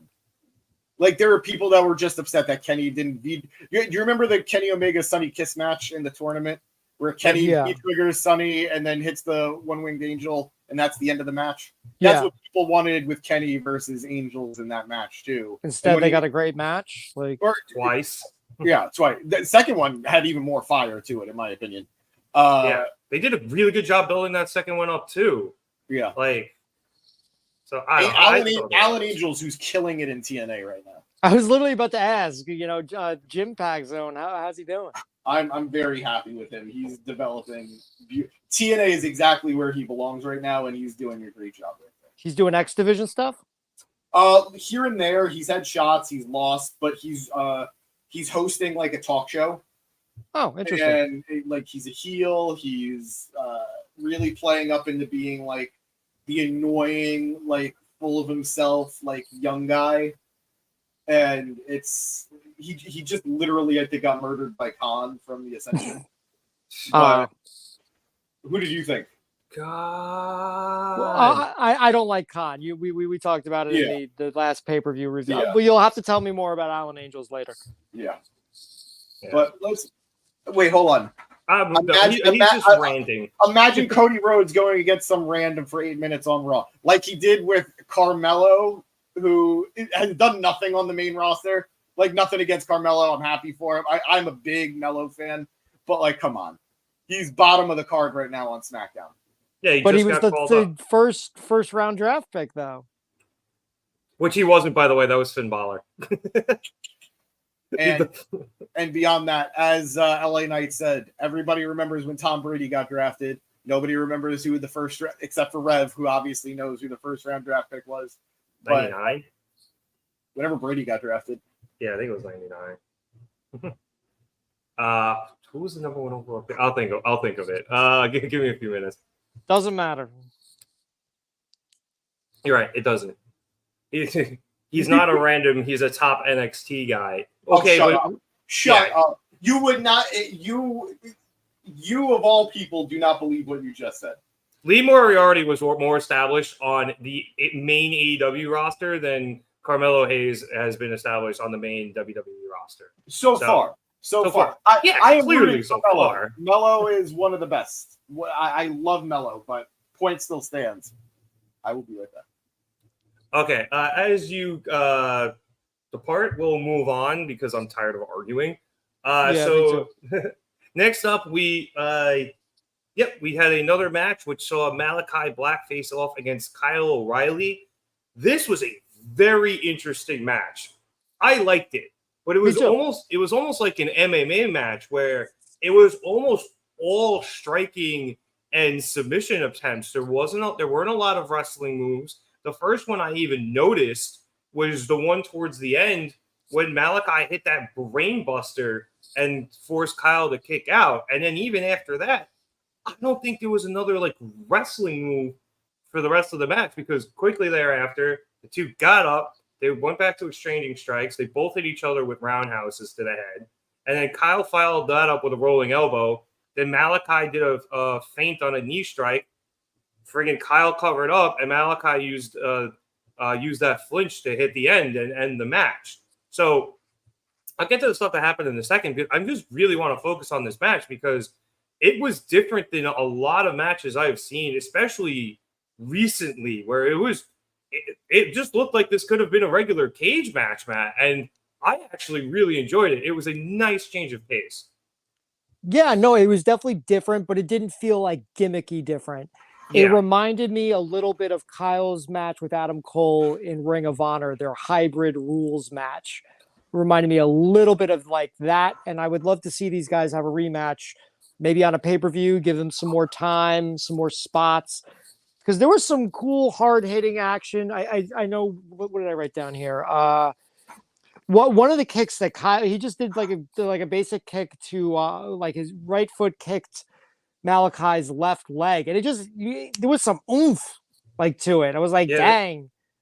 They were stiff. Yeah, this was a stiff match too with all of these strikes, especially those hamstring kicks. You don't want to do them too tough because, in kayfabe, like the intent is to try to get that leg to cramp up or give out and get the muscle all messed up. But that's what really happens. So you want to hit the guys loud, good enough where it's loud, but not good enough where you're going to knock them down. The only thing I would have liked to have seen, and it might not have just fit with the style of the match, or maybe not the story they wanted to tell, was like kind of like a back and forth, like smack, where the crowd really gets riled up, like one of those extended spots. Maybe they didn't have the time for it. I don't know. I think that could have really riled up the crowd though. But it's a cool style because I guess Kyle does Brazilian Jiu-Jitsu, and Malakai Black, was he do judo or? I know he's got a bit of a kickboxing background, and then I think it's Dutch Muay Thai. Dutch Muay Thai. Thank you. Yeah, I was like, was it judo? How do you not know that? How do you not know that, Matt? Come on. Well, I knew Dutch, Kyle. so. I knew Kyle, my favorite diabetic. I knew his background. So I'm sorry, every other diabetic out there. You are inferior to Kyle O'Reilly. And me. The two of us, we're better than you. We have better blood sugars. I'll test right now. Sorry, Adam Morrison. Taste it. Yeah. Can you taste the sugar I'm checking? It's like, all right. 2 minutes, $2. Go to the penalty box. James, while you had stepped away briefly, we were just commenting on this Malakai O'Reilly match, saying how different it was than most matches because it was mostly stand-up striking and some submission stuff, and there was barely any wrestling moves used outside of, I think, maybe that brain buster towards the end of the match. I loved it. I loved it. It was cool. It is. I love striking matches. I love striking style matches just as much as I love good submission style matches or good high flying matches. I feel like good strikers in professional wrestling are few and far between lately. I feel like Malakai is one of the best, if not the best, of today's generation. I think Kyle is right there up with him. And that's why when this match was announced, I was over the moon excited. And I think they delivered. I do think Matt is right, too, that there were certain spots that felt like they could have pushed it a little over the edge. But at the same time, given that this was a match with no real story going into it, I mean, there is story. Like, I don't want to say there wasn't any story. Yeah, like, obviously, yeah, Kyle is there for Copeland. He's his, like, I guess, little buddy or all that. Like, his little diabetic buddy. Exactly. Kyle respects Cope, and he got the shit kicked out of him by the House of Black the other day, so he does want some revenge. Yeah, but I feel like this could be a feud, just the two of them at some point. I think that would be a killer pay-per-view match at some point. But especially what happened after the match, I'm even more glad they didn't go all out, because realistically, tomorrow, people will say, yeah, that match was good, but oh my God, what happened afterwards? It's going to be the big thing that everyone's talking about. So don't waste all of your good stuff when it's going to be, unfortunately, an afterthought. Go ahead. Well, I was just going to also say, too, like, those things like, Matt, I think you mentioned, like, the back and forth strikes. This was almost like a shoot match where that wouldn't happen. And I think they wanted to keep it so close to it being real, like a kickboxing match. Yeah, exactly. Like, because you don't do that in boxing or kickboxing or MMA. They were, counter punching the counter punches, and kicks and strikes and what have you. So I think that would have been a little out of place in this match. I do get you were saying, but it would have felt out of place to me. Matt, if you want to rebut. I was just going to say, yeah, James, you make a really good point about what people are going to talk about tomorrow, and the fact that this is all leading to Adam Copeland versus Malakai Black at the pay-per-view this Sunday. That's what's important, not if these guys are going to have a banger match or not. And they did have a very, very good match, and hopefully it leaves the door open for a rematch down the line. I think Malakai Black is probably winning the title. I would love to see a title match between the two. I don't know. Ooh, we'll see. And then also, I just thought of it, like I said, like what kind of match I'd like to see, like a rematch. It reminded me of Hybrid Rules. They'd be great in Bloodsport. I know WWE is the one who's working with GCW right now, and Bloodsport's not till almost a year from now, but that would be cool. That's a fantasy matchup right there. Kyle O'Reilly and Malakai Black versus each other in Bloodsport, or versus anybody in Bloodsport. If it makes you feel better, I don't think GCW is like exclusively now going to be working with WWE, because they had TNA talent on the show, and I'm pretty sure there was an AEW star on the show too. I just don't remember, because we didn't get to go to Bloodsport. Yeah, me either. Other thing I want to say, I love the finish. I love the fake out kick to the the end that he hit on Kyle, which I get why it's called the end. I get it. I prefer Black Mass, but I mean that was, you're not going to top Black Mass. So why didn't they just do Fade to Black? I don't know. Is that somebody else's finisher? Yeah, I swear I've heard Fade to Black as a move. But regardless, his name was Tommy End. I get why he's going with it. I miss Black Mass. But regardless of that, I love that fake out kick that led to the actual kick. I thought that was beautifully done. Beautifully done. And I would love to see more stuff like that in wrestling.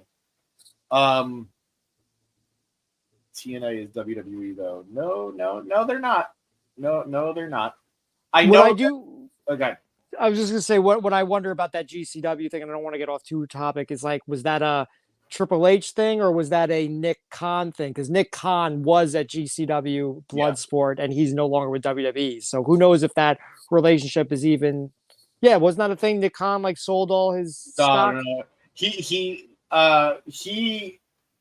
made a motion that if he wants to sell his stock, he can. But he did not actually sell any stock. He's still with WWE. Okay, just disregard that. Yeah. No. Plus, I think even if he does sell his stock, he has a position on the board, I'm pretty sure. So, or the TKO board.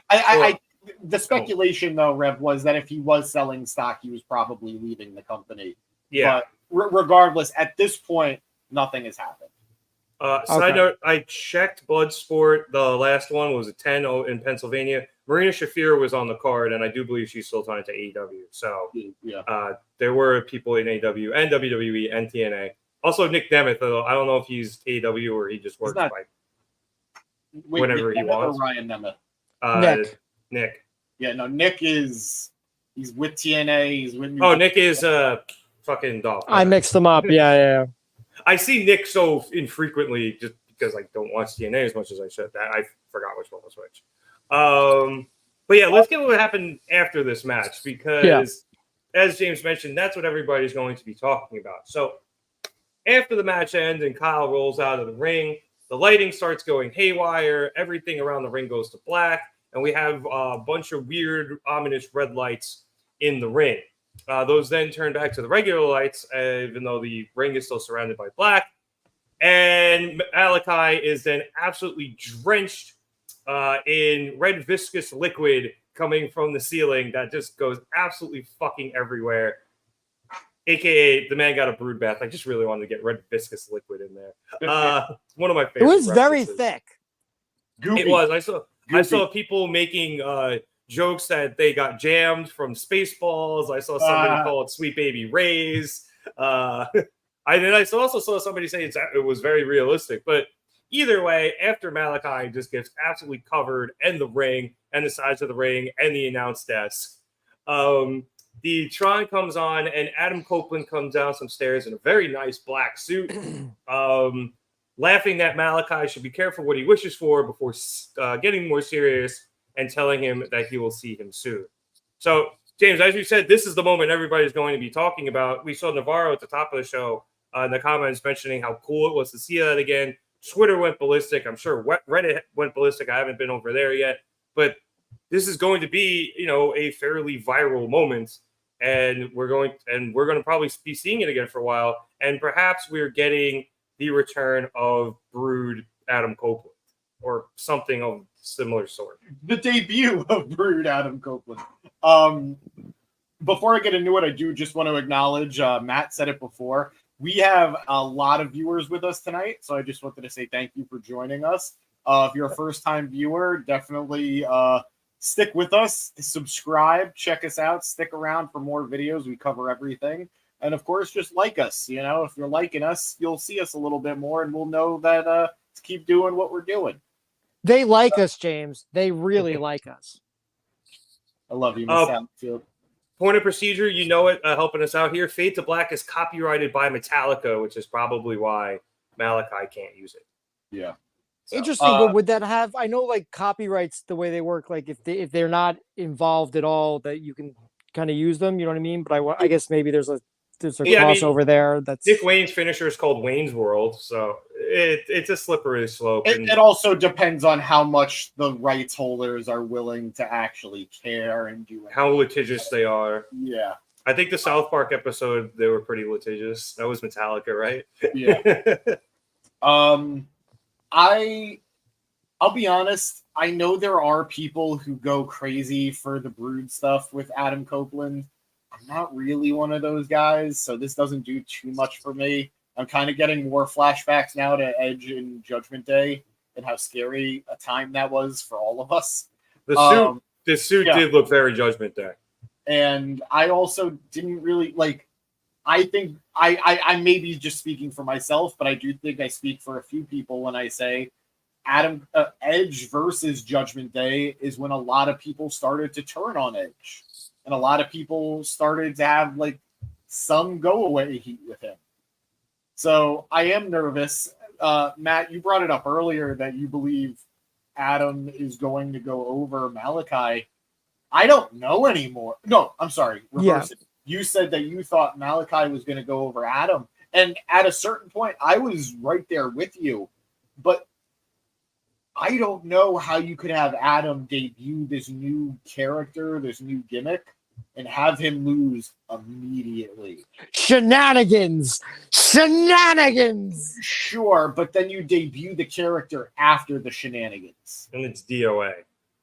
Yeah, right now, I'm just going to view him as a loser if he loses. I'm going to view this gimmick as a loser. And I should, as much as I don't particularly care to see it, if they're going to invest time in it, I don't want to view it as a losing gimmick. So Matt, I mentioned this last week.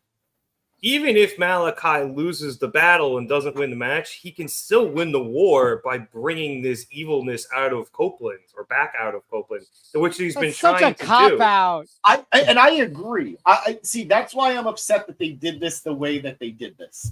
I would have loved. I think it would have been amazing what he did tonight, where he dropped that red viscous liquid on It'll never Malakai. not be funny. Do it during Malakai's championship celebration. He's in the ring with the belt, with the House of Black, celebrating on Dynamite a couple of days later.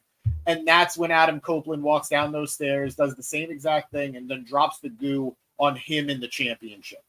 And then does he win the championship back with this new character? I think he's just so past it. It turns into he recruits 2 young guys to take on House of Black, and it turns into something else. I don't know. It's a bummer now. I'm going to say something that I know is a little controversial. I've never been the biggest Malakai Black fan.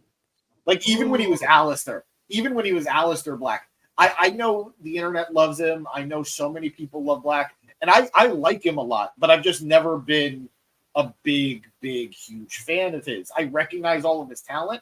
I just never been able to really make that like emotional connection with him, like as a fan. But I'm rooting for him because he is so talented. He is so good. He deserves to be higher up on the card. So now that they're doing this new stuff with Brood, Adam Copeland, I think it's very telling. We had that interview come out either last week or earlier this week about Gangrel not making it to Mania because who would remember Gangrel was what I think that was in the CVV interview he just did. And a lot of stuff from that was bouncing around the internet. I think it's very telling that quote is going around right now because I fully expect Gangrel to make an appearance soon. 100%. And I think he even appeared for Matt friggin' Hardy at one point. If Gangrel could show up for Matt Hardy, he could show up for Adam Copeland. Yeah. So I expect it. I weirdly think Cope is going over Malakai now, and I don't think it's the right choice. But what was to me 100% I'm going Malakai Black last week. Now I'm like 65-70% Adam Copeland now. Yeah, you're starting to convince me as well. All I'll say is, well, let's wait and see. Maybe I know you're saying it's kind of like a lose-lose situation. Let's see what they come up with. Yeah. If they can figure a way out of this, I'm sure these guys can. You said you got flashbacks of Judgment Day. I was getting flashbacks of WCW because if you watch it back, when the viscous liquid comes down, it nearly misses Malakai Black. I was getting Kevin Nash flashbacks, right? So it hits for people who didn't watch, it hit the back of Malakai Black's head, and Malakai, the professional that he is, he falls backwards to get more of the blood. And also, to give AEW some credit, there was a lot of this blood. So even if he hadn't fallen back, I think enough would have come down that it would have eventually hit him and covered him completely. There was so much of this stuff that it was on the barricades on the side. Yeah, the Taz LED barricade. Taz complained that he got it on him. I saw a couple fans who had it on their arms. There was a guy in the front row who had a neck brace. Props to that guy. Like the Shamu splash zone in the front there. It was even on the barricades during the next match. Yeah, they cleaned up as much as they could. They still couldn't get all of it. So yeah, the mat was immaculate, but the barricades were still covered in the stuff. Yeah, I don't know if they switched the mat out because they did the whole this Sunday on Double or Nothing read down, and they had a long video package of Bryan Danielson and a commercial break, so they had some time, but they still couldn't get all of it. I will say this: even if the way it hit Malakai in the back of the head, that shit came down so hard, I think he would have fell back in real life. That shit was going like 100 miles an hour. It looked like a fire hose. It's like that first Ghostbusters movie at the end where the marshmallows are coming down and they're gonna throw it on the redheaded guy, and he's just like, it seems like a lot. Like, is this safe? And they're like, yeah, it's totally safe. And he's like, can the stunt guy try it first? And they're like, fine. And they throw it on the stunt guy, and he hits the ground hard. He's just like, thump, because it was so much. Yeah, it was a lot. James, you brought up something I did actually. And it pinballed my head because I think the other thing that went viral from that interview was, or at least for me, a lot of Edge talking about the failures of Judgment Day. Yeah. And he posited that it just needed a little bit more time because they were starting to get there. But then I think Cody and I think it was Randy went down and they had to make him face, and it wasn't given enough time. And it did feel like he wanted to, do something similar to that again. Because he felt like because it wasn't given enough time, I think he wants to give it a real shot. So, and I don't know if I agree with him. I think he made some good points, but maybe we do see something a little more similar to Judgment Day, where they do try to give it enough time, and maybe something good actually does come to fruition. So I think that's maybe a possibility as well. I just really hope if he is doing this again. I'm worried about Kyle O'Reilly in general, that he's a guy that I don't really know how he fits in AEW because he's incredibly talented. But I also see him being the guy who comes in and has banger matches to lose. And I think he's better than that. So I see the temptation to put him in what this new Copeland group could be. I also don't really want to see him in that group. I don't care to see it. Bring I don't back think he really Kyle. fits.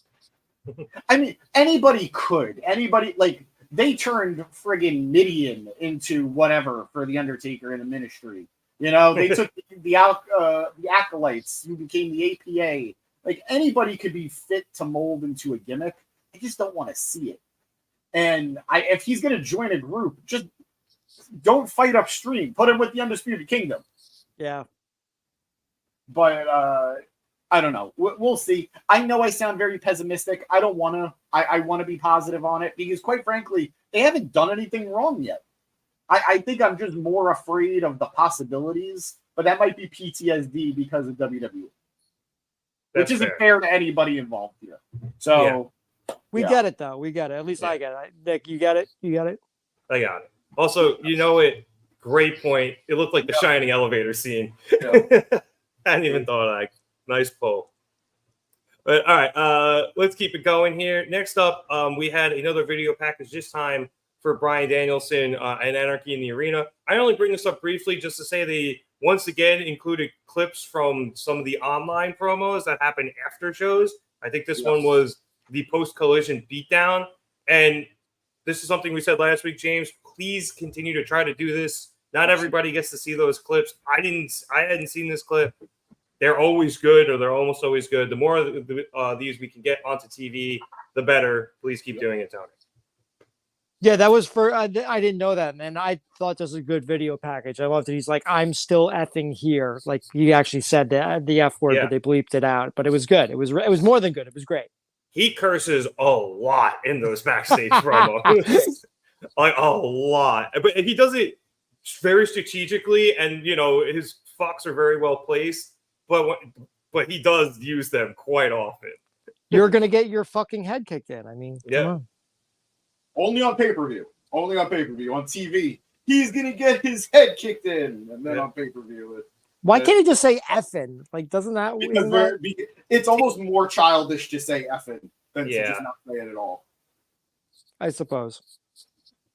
All right. Let's move on to our next match. We saw Timeless Toni Storm and Mariah May go against Saraya and Harley Cameron.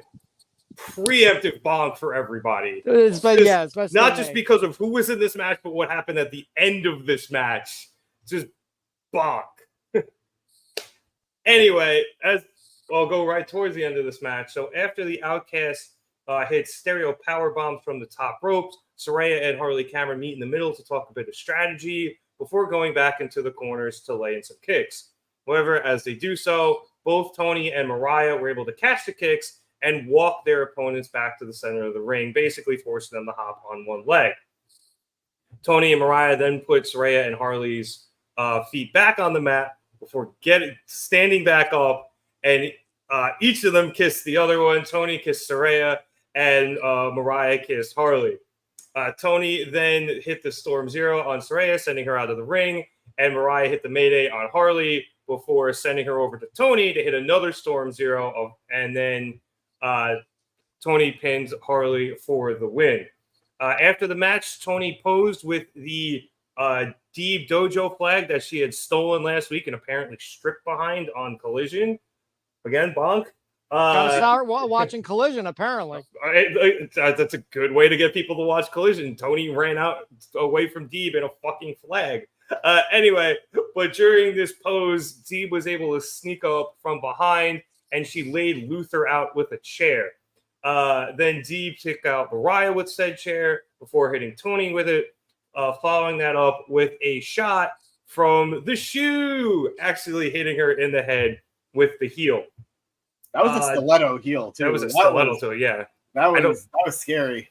Yeah, I was a little surprised we didn't get any blood, to be honest. Yeah, likewise. A little surprised. Deeb then finished her beatdown off by taking the chair, opening it up, putting it on top of Toni so she couldn't move, and then locking in the single crab. So Toni was stuck under the chair, and Deeb was able to use the leverage of it to inflict a whole bunch of damage until the referee corps came out and sent Deeb packing. So, Matt, you were a big fan of this match. I heard. I was as well. I thought all four women did a great job. Actually, not really surprising considering who was in this. James and I have talked the last couple of weeks. We thought Harley Cameron has been a very pleasant surprise in ring, and she continues to show how good she is. Obviously, Toni and Mariah can go, and Saraya looked very, very good tonight. So kudos all around. Or she looked good tonight. Kudos all around. And I like the deep stuff after. I almost seemingly a heel turn after the stop story a couple of weeks ago. Maybe change of direction after the reaction to all of that. So a lot of good and interesting stuff coming out of this match heading into Sunday. Yeah, that part was interesting for sure. I definitely have a lot of thoughts on this match, mostly positive. What was the deal with Zach Knight? Like, was he ringside with them, or did he bail? Like, so he did nothing. I don't even think he was there. I didn't even fucking see him. That's the thing. He came out with them, stayed out there for a good bit. But to be fair, neither he nor Luther got involved in the match. Like, what was there really to do? Yeah. But I feel like Luther, I know Zach Knight's been like a thing with them, but I feel like if you don't watch Rampage, you don't know that. Everybody knows that Luther is involved because he's been showcased and whatnot. I don't think you've gotten the same thing from Zach. So I feel like they could have done a spot with like both Zach and Luther. Like maybe they both try and get involved, or maybe they go like face to face just to really remember that they're here. I don't want to take away from the women, like, especially if like, okay, we have to sacrifice women time to do this, then don't do that. But that was just a thought. I think it shows how much I was paying attention to the guys with the four women in this match. Again, bonk.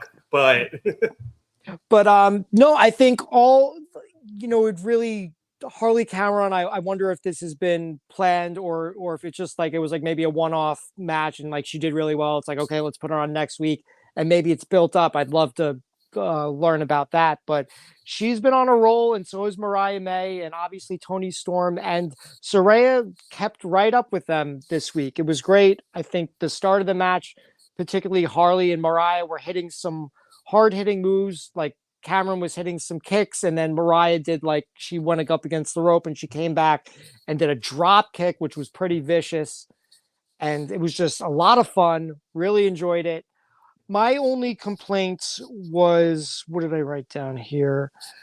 At one point, Toni tags in and she grabs Mariah May and she does a body slam of Mariah May onto Saraya.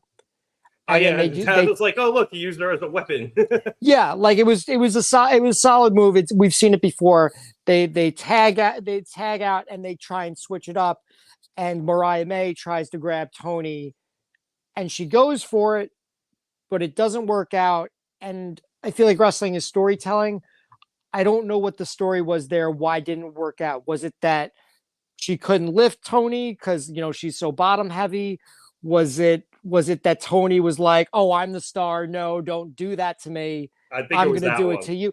Yeah, they didn't really. That's my guess too, but they didn't really illustrate that in the moment. And again, that would have been really funny. And we know how funny Toni is. So I just think that was a small missed opportunity. Did not take away from the match at all, but definitely something that just kind of like I questioned it and I wrote it down. So just a thought. And then just the other thought at the end, Serena Deeb coming out. I really liked her outfit. She had some cool spots, and I just kind of Borrowed questioned Darby's fur. Right? I questioned like what the deal is. I guess she's heel now because that's No, what it felt like. No, but that's the point that I've been trying to make for the last few weeks. And I apologize to jump in, Matt, but this is a great jumping part, please. So Toni is the heel. She's a popular heel, but she's a heel. She doesn't do anything that's babyface. It's just we love her shtick. That's just the reality of this gimmick. She's Stealing the flag is a heel move. Yes. She is a fun heel. But she's so fun, she's so popular that no matter who you put against her, they're fighting a tough battle to be accepted by the fans. We saw that with Thunder Rosa, who granted doesn't have universal support anymore, but she is the face, but nobody was really rooting for Thunder Rosa. We saw it with Deonna Purrazzo, who was a face in that feud. That one was closer, though. I thought Deonna did a really good job of getting the crowd behind her. I'd agree to that, but I don't think there was anyone begging for Deonna, other than me, begging for Deonna to take the title off of Toni. People are still into Toni. And now the same thing's happening with Deeb, where Deeb, the crowd was booing Deeb. Yeah. The crowd was straight up booing when this was the babyface's turn to get revenge on the heel. And this is my concern with what's going to happen with Mariah May, that we're speculating. We're still a way off, I think, but we're speculating about the split between Mariah and Toni, how it's going to go down, who's going to betray who. We've all been sort of guessing that Toni, out of jealousy, paranoia, fear, whatever, is going to betray Mariah, which would be the heel thing to happen. But I don't think the crowd would turn on Toni for doing that to Mariah. I think they would unfortunately turn on Mariah a little bit. Right. Which is why I'm saying you got to leave it open until the very end, and then you figure out who's getting cheered more. Tell your story, and then who's ever getting cheered more, they get turned on. It's very easy. I'm very intrigued with how you handle this. I feel like you are forced to turn Toni face at some point. You are forced to turn her face. Do you do it during the title reign? I don't think so. I think you do it with the ending of the title reign, like everything post title reign. She's a baby face, but it's going to be difficult, and it might speed up who they have going against Toni to take the title off of her, because you don't want a repeat of Serena Deeb, which granted, I like Deeb. We all like Deeb here because of how good she is. It's not like Deeb is this huge baby face that the crowd is we're shocked they're turning on her. But you don't want to run that risk with every future opponent. You don't want the next person who is a legit, genuine baby face to all of a sudden be getting some boos because they're going against Toni. So it's very interesting. It was the thing. I thought the match was fantastic. I thought the post-match stuff was great. But the thing that I'm left with was how that crowd turned on Deeb. Which is weird, right? Because, as you said, Serena was the face here. Especially, she had that promo. Hey, Dad, what's going on, dude? She had that promo a couple of weeks ago where she explained why she was hurt, and Toni came out and just completely dismissed her out of hand. And then, Serena left her lying in what seemed like a very face move. And then the last couple of weeks, I mentioned Toni stole the flag. She's been running around with it. Very heelish thing to do. But the way Deeb attacked tonight, she had more of a heel's like swagger and demeanor than the babyface trying to get revenge, because on paper, you're right, James. This should be the babyface's comeuppance before the pay-per-view. You saw that earlier in the night with Swerve, but just the way she went about it felt very heelish, and I don't know if that was a last-minute thing to make her, a pivot to make her heelish because she wasn't getting any reactions. I don't know how much stuff was going with the flag stuff because I was all like Collision and Rampage, I think, but when she was giving that heartfelt speech a few weeks ago, no one cared. Now, granted, that was in Edmonton like an hour before a Oilers playoff game, which was being shown outside that arena, which is why why they were all wearing those jerseys. I didn't find that out until like last week. That's why they were all in the jerseys. That's why they were all super fucking distracted. Puck drop was 10 o'clock. That show ended at 10 o'clock, and then everything that got taped after, everyone fucking left. Yeah, no one stayed for Rampage. Yeah, they watched Dynamite and then went outside to watch the hockey game because Edmonton was on the road, but they do the viewing parties outside the arena. So, which was right next door to where they were holding Dynamite. So nobody barely gave a fuck about the show in general. It was like a pregame for them, but no one really gave a fuck about that. So while I do think that was an extreme reaction, I do think it kind of maybe snowballed into Deeb not getting a lot of face reaction. And then, so this might be a pivot. Well, I guess we'll really see on Sunday how they wrestle this match. I mean, who's face and who's heel. Realistically, I like Deeb. She should be a heel. Her style is more heelish and it suits her more. But I don't think this was what they were going for. I don't think this was the plan. Like, they brought Deeb out and they had her talking about her, like, life-threatening, career-threatening injury or illness that she had to overcome to get back in the ring. That's not something you do to set up someone as a heel. Exactly, but no one cared because hockey. No, of course. Of course. So it's, man. That's why it does feel like a pivot. Now, it could also just be a thing where, like, you know, Deeb has been a heel before. Most of her feud with Shida, she was good at it, and this is just how she goes about attacking people. Yeah. But I really think we're not going to know until Sunday who's heel and who's face and how they end up like squaring off, and you can really see the dynamics of how they wrestle each other. I'm a huge fan of the double turn, so if we do the double turn at the pay-per-view, cool. But I'm still I don't know how I feel about Toni being a face champion right now. Yeah, I'm sure it's happened, but I don't think I personally have ever seen a woman's double turn. That would be very, very cool. It was supposed to happen with Becky and Charlotte, and it just did not fucking work. We were not letting that one happen.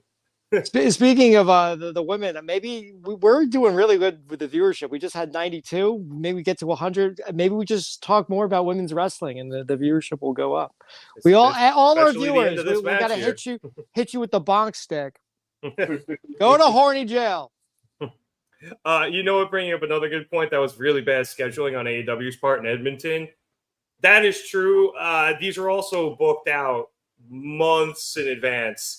These AEW shows, and the hockey playoffs are not, because that seeding doesn't start taking place until right before, and then I think there was a second round too. So a little more difficult. But going to Canada during the hockey playoffs in general is a risky move.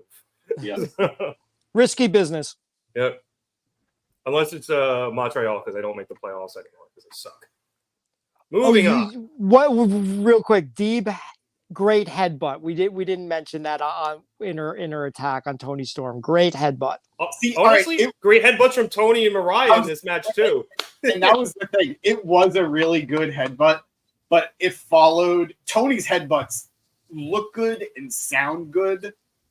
So it's just so hard. Like, I couldn't respond to it the same way because Toni's was just so much better. And then Mariah trying to imitate her and like almost knocking herself out in the process was also hilarious. Yep. They know. Also, she hasn't used one in a while, but Paige used to throw really good headbutts. Also, I'm just gonna say this for me. I may need to rewatch the match because I was not. Maybe I'm more critical of Saraya than I should be, I was not impressed with her in this match. I don't think she would look as lost as she's been over the last few months in general. But I think I was thinking while watching it, if there is a weak part of this match, it's Saraya. She was a little late on certain timing spots. It felt like there was a moment or two where she didn't know where she actually should have been. But maybe I got to rewatch it because I am imagining this stuff. But I remember thinking, man, Toni, Mariah, and even Harley are like way above right now. I told you we should keep talking about the women. We're up to 94. I did not notice that, James. I think I'm not saying you're wrong, but for me, the other three women were doing so well that they kind of just they rubbed off on Saraya. And even if that's the case, that's not necessarily a bad thing. Because I mean, sometimes someone will be so good when someone's not as good, they'll stand out for all the wrong reasons. Yeah. So even if maybe she wasn't doing great tonight, I didn't notice. I thought it was a really great match. You heard the couple things that just puzzled me. Also, I think maybe this might have been storyline wise, but I would have loved to have seen Mariah May come out to the old Toni music. She's on the ramp. She does the entrance, and then Toni comes out, and she waits for Toni to come out. Everything turns black and white. But they all came out at the same time. They've done that before. It might have just been a timing thing. Yeah, that's a good point. But I was looking for that to happen again. And it was just kind of like, nope, we're just doing straight to Timeless. And I'm like, oh, I like the Toni time, the Toni time Mariah entrance, whatever you call it. Yeah, the hat too. The theme is great, but yeah, I guess it was probably just a timing thing. You just might as well cut fine. Cut what you can where you can. Yeah. All right. Sorry, I know you want to keep talking about the women, Matt, but we got to move on. We very briefly had a backstage promo from the Bang Bang Gang. Obviously, they are pissed about the return of Death Triangle, especially the Lucha Bros coming back. So the Guns challenge them to a match on Collision, saying they need to earn their shots at the AEW Unified Shares Championships. So I'm pretty sure that match is already official, but this is more of like a grudge match to lead into the pay-per-view. So the trios match is official no matter what. But if the Lucha Bros go over the Bang Bang Gang, the Ass Boys, it becomes a title match. Oh, okay. Gotcha. That's cool. That makes sense. I like that. Hopefully the Lucha Bros win.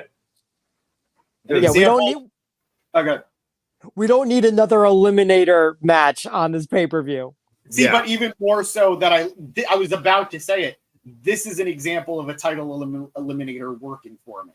When you have like a subgroup going against each other, it's not the same match over.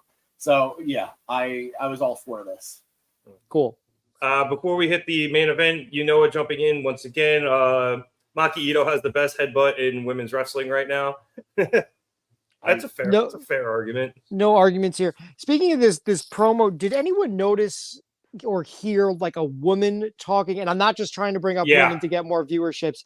What is going on with their audio, their backstage hands? Someone needs to shut the fuck up when I'm not just saying because she's a woman, just anybody who's talking in the background needs to shut the fuck up when they're doing promos. Did you hear what he said? Not just because she's a woman, Matt just said.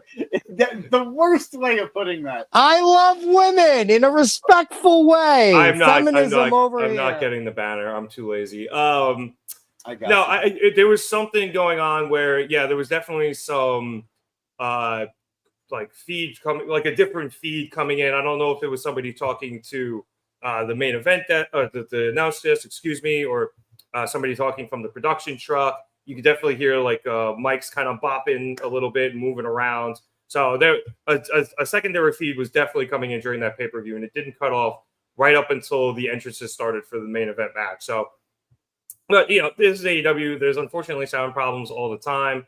I didn't do that banner, Matt, so don't blame me. But James is usually the one that's in there. I would never. I didn't do anything. James usually ends up with this banner. So welcome to the show. All right, let's hit the main event here, which saw Bryan Danielson against Satnam Singh. This wasn't more so much as a match as it was a hit, as Tony Schiavone put it. Obviously, Satnam came down with Jeff Jarrett and the rest of the Slapnuts. They were out there, and they were all there to just do whatever it took to take Bryan out and make that money. The match itself actually kind of followed a similar pattern throughout. Bryan would land some really big shots in an attempt to bring Singh down. He'd get him down briefly, or he'd get really close to bringing him down. Singh would recover and land one massive shot on Bryan and would halt his momentum. And this kind of repeated over and over and over. They were going to put Bryan through the announce desk, but Sanjay fucked that up and it immediately collapsed. I don't think it was really his fault. That seemed like just a shitty table. So I think the problem is they don't have breakaway tables the way like WWE does, where it'll stand on its own, but then when somebody goes through it, it just knows to break. I think they literally run over to the announce desk and unfucking screw it. And then if you just poke it a little too much, too wrong, it just gives. So they need to figure out that table situation. But they covered nicely. Anyway, Bryan was eventually able to get Satnam down for a pretty long time.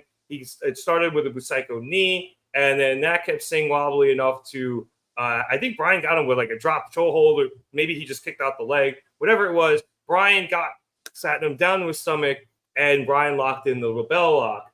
It looked like Singh was about to tap out, but at this point, the Slapnuts jumped in and just started kicking the shit out of Bryan, causing a disqualification. The rare disqualification in AEW.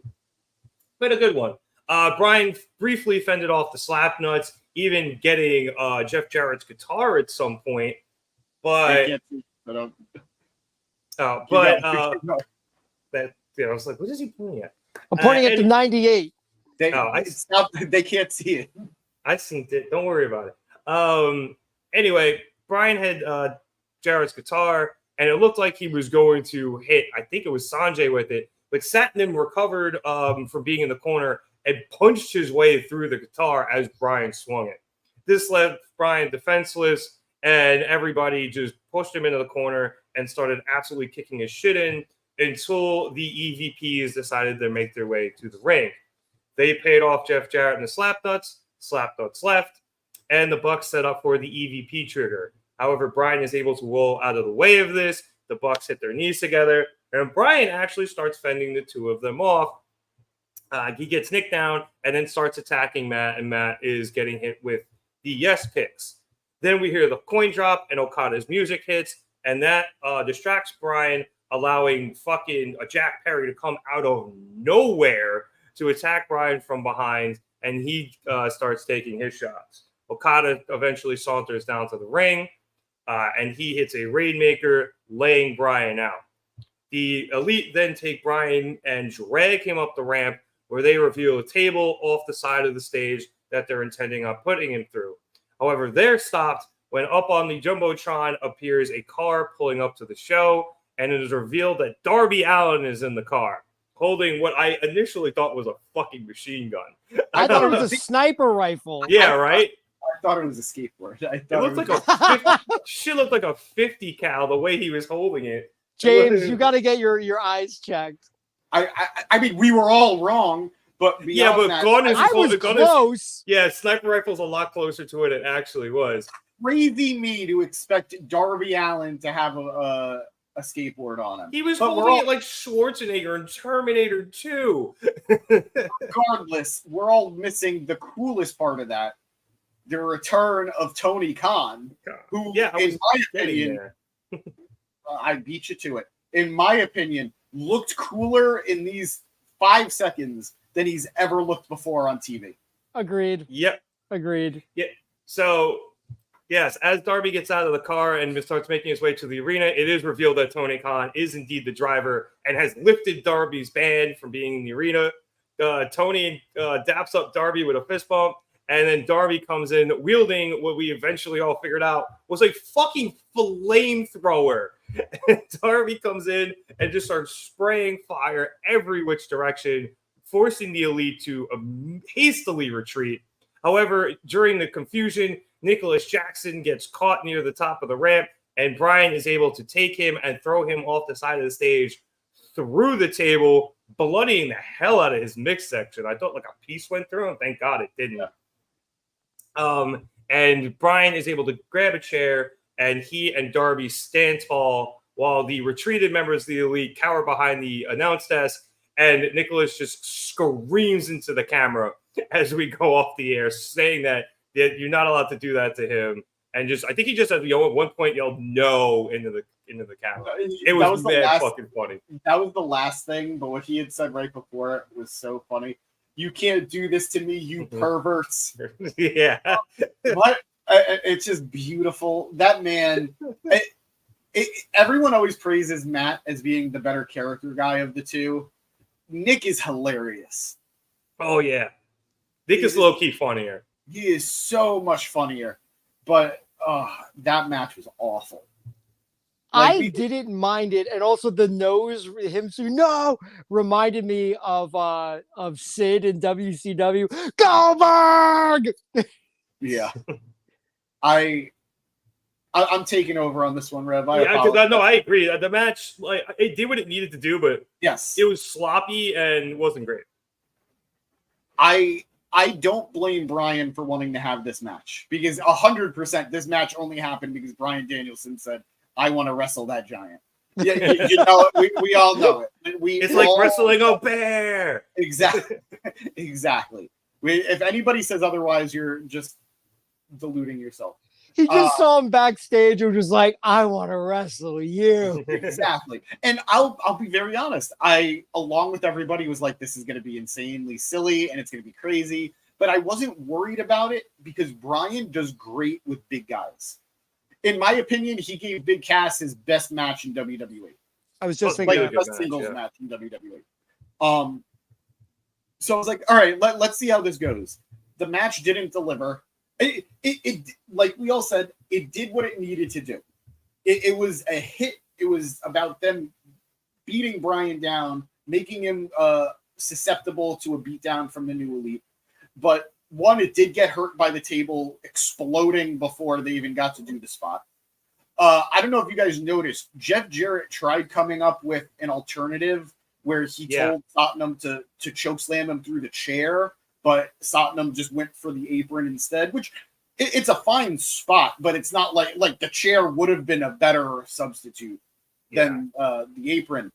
But Bryan did his best to really work with him. I think Satnam looked better after the match. Like, I thought him destroying the guitar with his clothesline was awesome. I thought that was a great spot.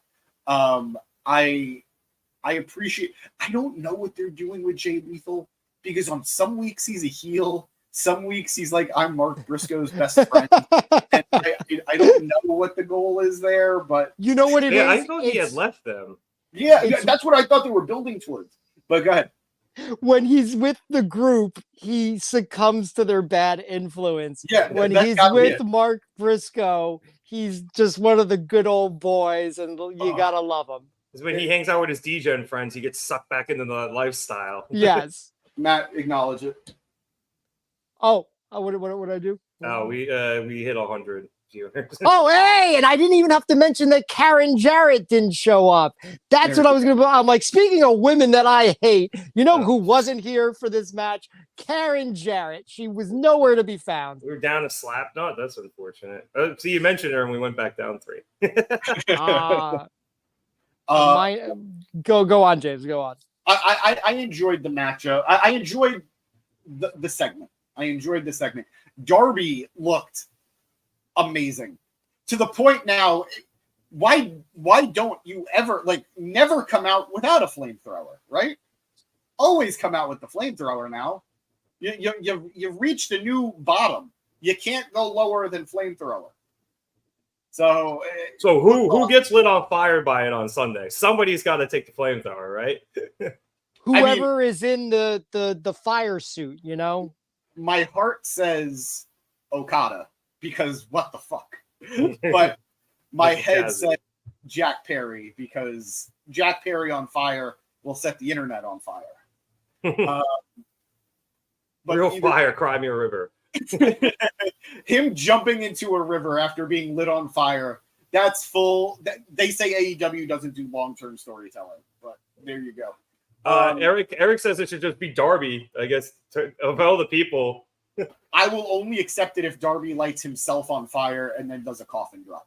I will not accept someone else lighting Darby Allin on fire. It's the Like Joey his friend Janela equivalent, like the shoe on fire spot. Yeah.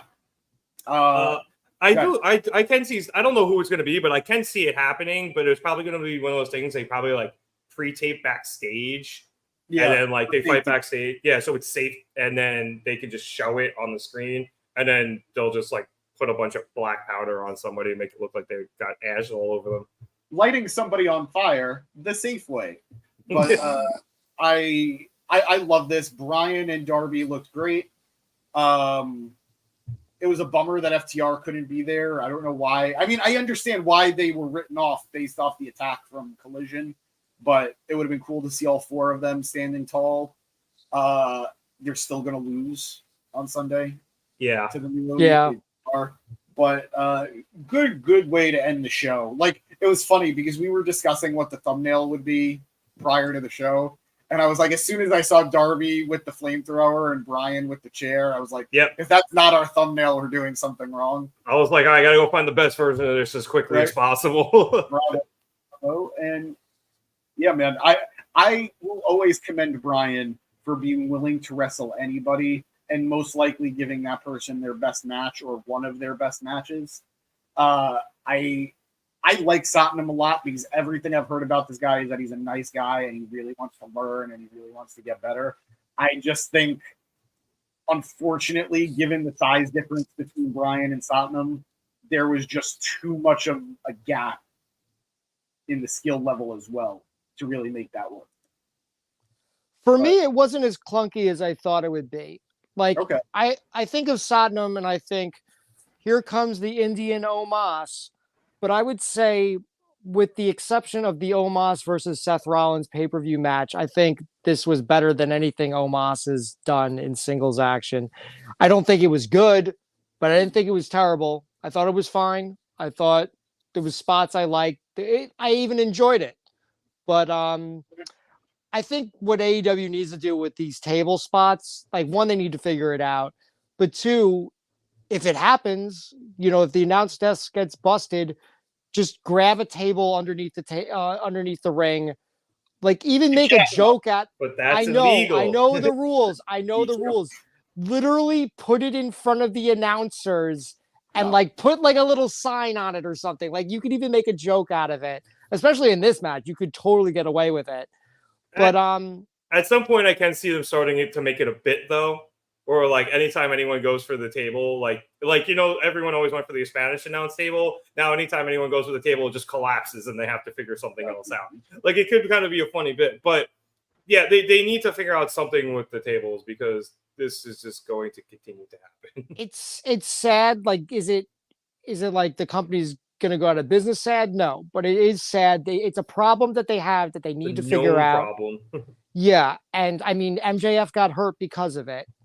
And also, I don't blame Satnam for not doing the chair spot. Like, I think what he did was fine with the apron instead. Probably didn't even hear Jeff. And that's what I think it was. I don't think he decided to do the apron instead. I just don't think he was paying attention to Jarrett, and he just went for, which admittedly, if that was on Satnam as a pivot, he did well. Right?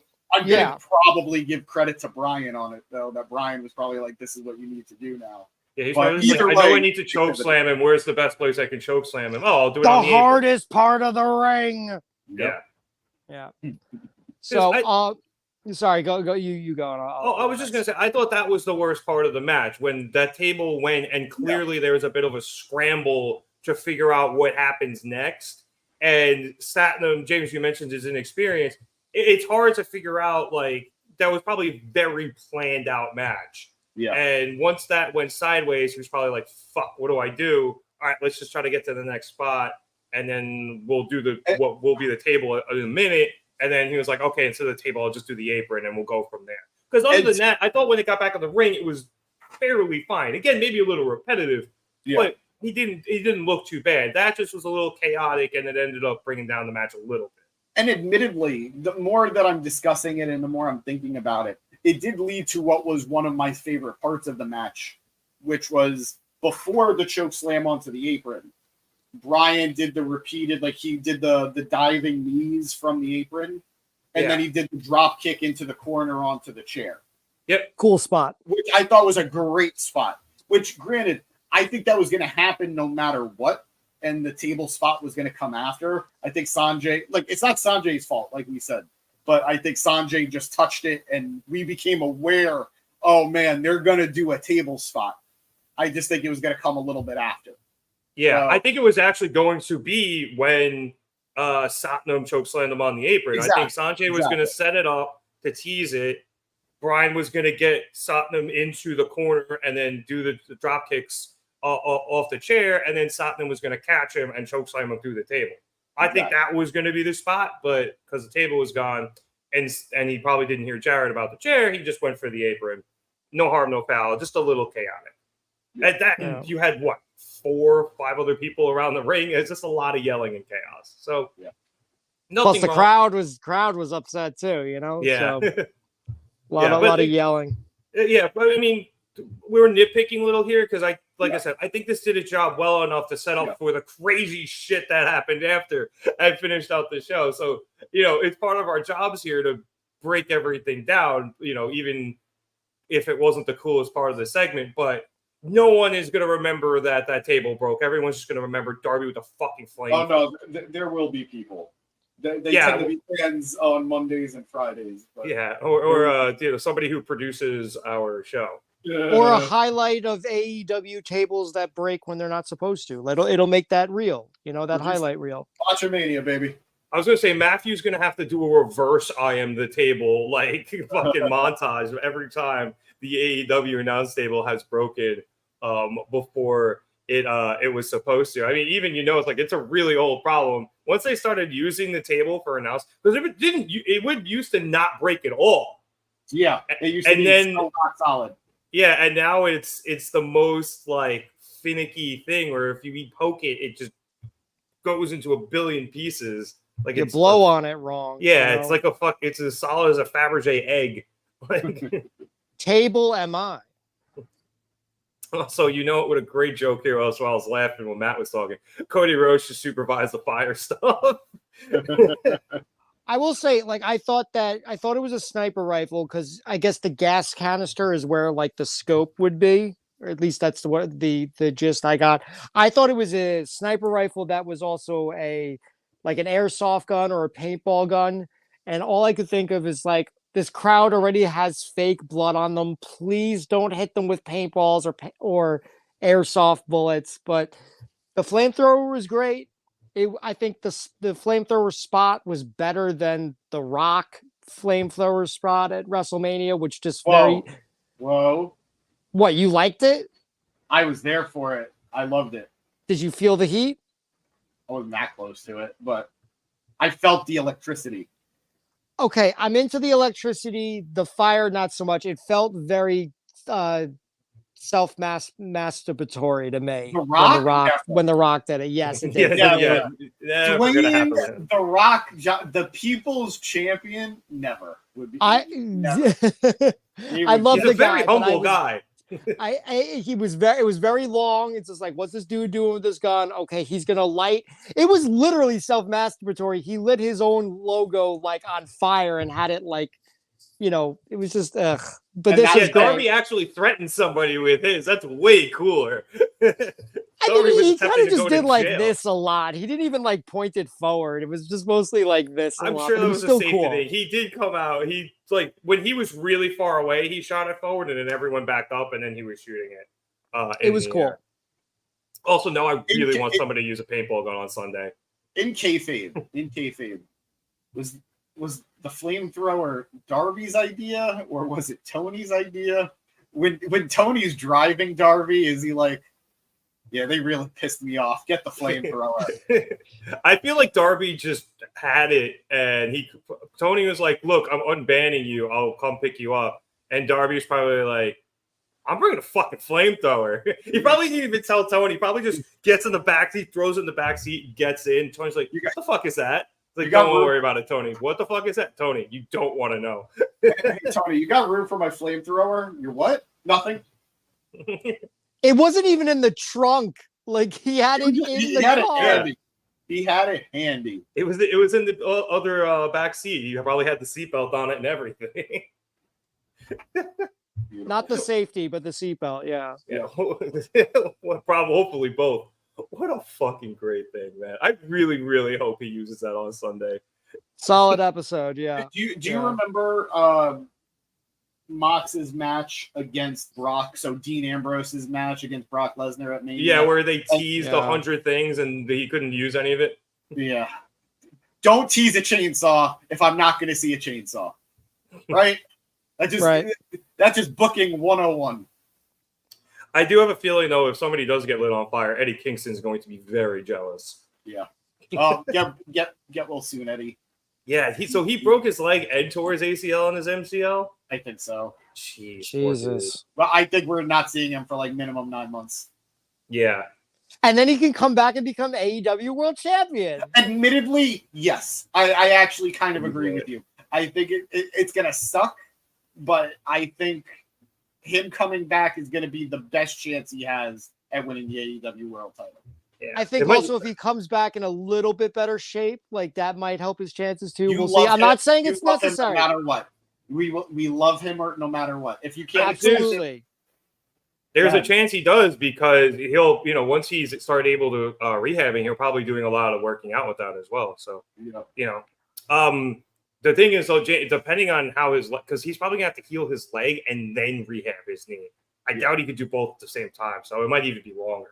Because like an ACL, MCL can be 9 months, broken leg could be 6 to 9, but both, it's gonna be tough. Depending on how bad he broke his leg. So listen to all the kids watching. Don't do a spot like that. It's never worth it. With that little space. Never worth it. It was I saw that. There just wasn't enough space. If there was more space. The worst part is Eddie actually brought the barricade closer. Oh, to make sure the table got there? Yep. It happens. Let's stop talking about it. It's making me sad. It's saying I work for a limo company. It's amazing what you find in the back of a limo. Did you? He said it's 99% gross stuff, but hopefully, if you got a flamethrower back there, that'd be pretty cool. Yeah. All right. That was Dynamite. I thought this was a really good go home show, guys. Obviously, I thought this ended on fire, but I think we set up a whole bunch of stuff there. At the end, or not even at the end, throughout the show, James, for almost everybody. I think, they had to leave some stuff for Collision. So I imagine we'll get more stuff with maybe Willow and Mercedes, although I think that was set up perfectly last week. Yeah. And we had a decent video package here. We'll probably get a little bit more with the Anarchy in the Arena match on Saturday. But I think pretty much every night was very, very... Well, it was set up very, very well throughout the show, and I'm really excited for Sunday. No, I agree. And we've talked about this for months, that sometimes I feel AEW does a better penultimate episode than the go-home show itself. That sometimes the go-home show feels like they don't really do enough for it. But I'm very happy to say that wasn't the case today. I'm very happy to say that they delivered a great go-home show. They delivered a lot of excitement, a lot of fun, and they delivered for, like you said, for basically everyone. Yeah, and I think that I'm glad that they didn't, phone it in, so to speak. We had the champion wrestle tonight. We had multiple people involved in matches coming up for on Sunday wrestle. At the top of the show, we had 4 dudes who were facing off against each other at wrestle. And then we had Danielson at the end of the show, Toni Storm wrestle tonight. So, Matt, I think it was nice seeing people involved in the show Sunday be out there and not just cut promos, but wrestle as well. Because I think it provided a whole lot of momentum heading into Sunday. Yeah, it was a really good episode. That first match with those 4 guys, I wouldn't mind seeing a fatal 4-way. I know they can't call it fatal, but a 4-way matchup for that title at some point down the line. That would be cool. And just, I'm probably not going to be watching Double or Nothing because I'm going to be in Boston with friends. So it's like we'll see what I can do. Are you actually going to be in Boston this weekend? Yeah. Are you going to go to House of Glory on Saturday? I thought it was Friday. No, Friday is La Boom in Queens. Saturday is Massachusetts. Oh, probably not. But actually, it's funny you mentioned that. So, to our listeners, I will be at the House of Glory show on Friday at La Boom. It's a club in Queens. So, if you're there and you see me, stop by, say hello. I'd love to meet you. Love to talk wrestling. Tell us what you think of the show. Tonight's show was great. What did you think, James? Like I said, I really enjoyed myself. I think they delivered in every way they needed to. I think this pay-per-view on Sunday is going to be a blast. They revealed something tonight that isn't a criticism of tonight's show, but just something that's a bummer. They're doing the Casino Battle Royale next week on Dynamite. It's not even the Battle Royale. I think it's the thing they did at Daly's place. Oh, the Gauntlet thing? Yeah, I think it was a Casino Gauntlet. So that would have been perfect for like the pre-show or like to start the show. Maybe, but they also mentioned the winner of that gets a shot at the IWGP World Heavyweight Championship at Forbidden Door.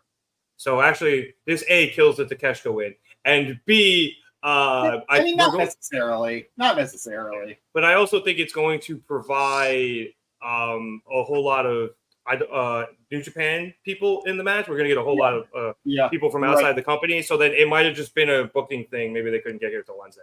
So fair enough. But I'm actually really excited about that match now because who knows who the fuck is going to show up. Yeah. It's going to be good. And then I think we're going to get probably somebody from New Japan, a big star, probably win that match so that they could face Mox at Forbidden Door. Assuming it is Mox, but I'm going to guess it is. It's going to be hopefully. I'll like it. I honestly, I don't even think I've seen Evil wrestle. Maybe at a Forbidden Door, and I'm just not remembering.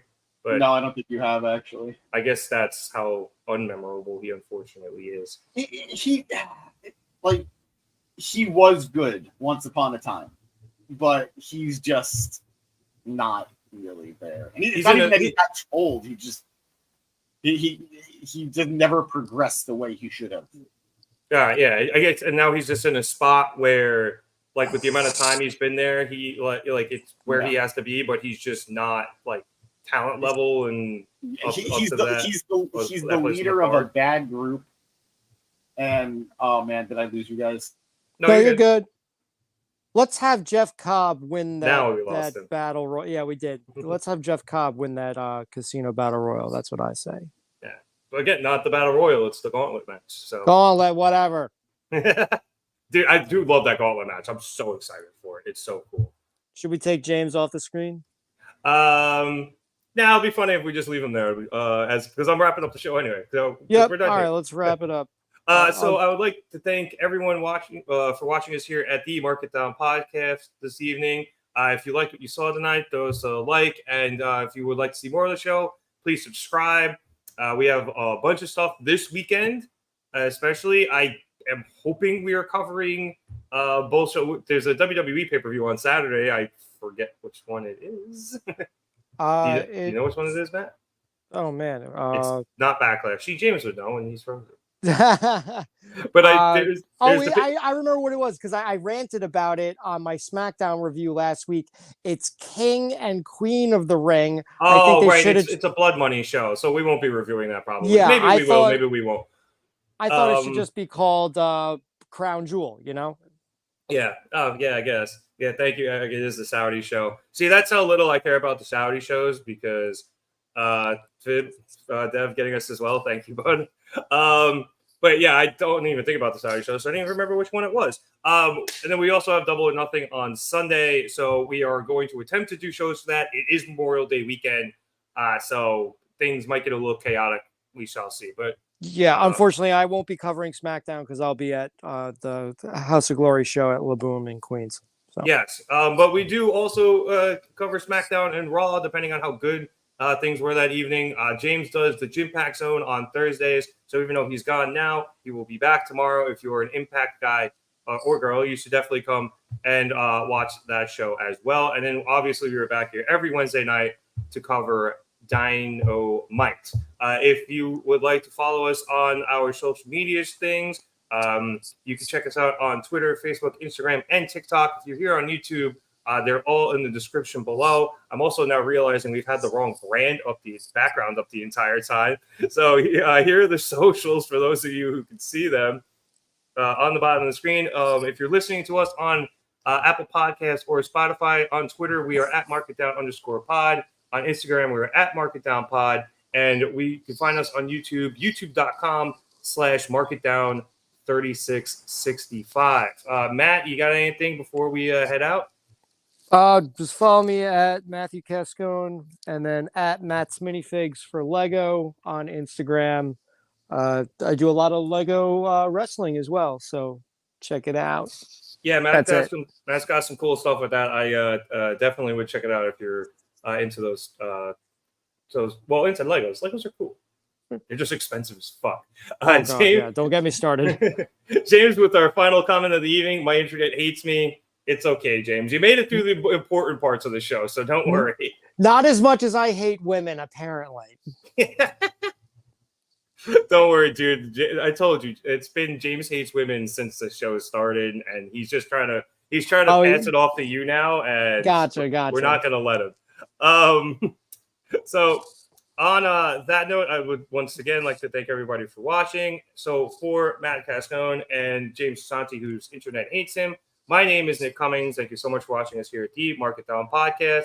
Have a good night, everybody, and have a safe and happy Memorial Day. Peace.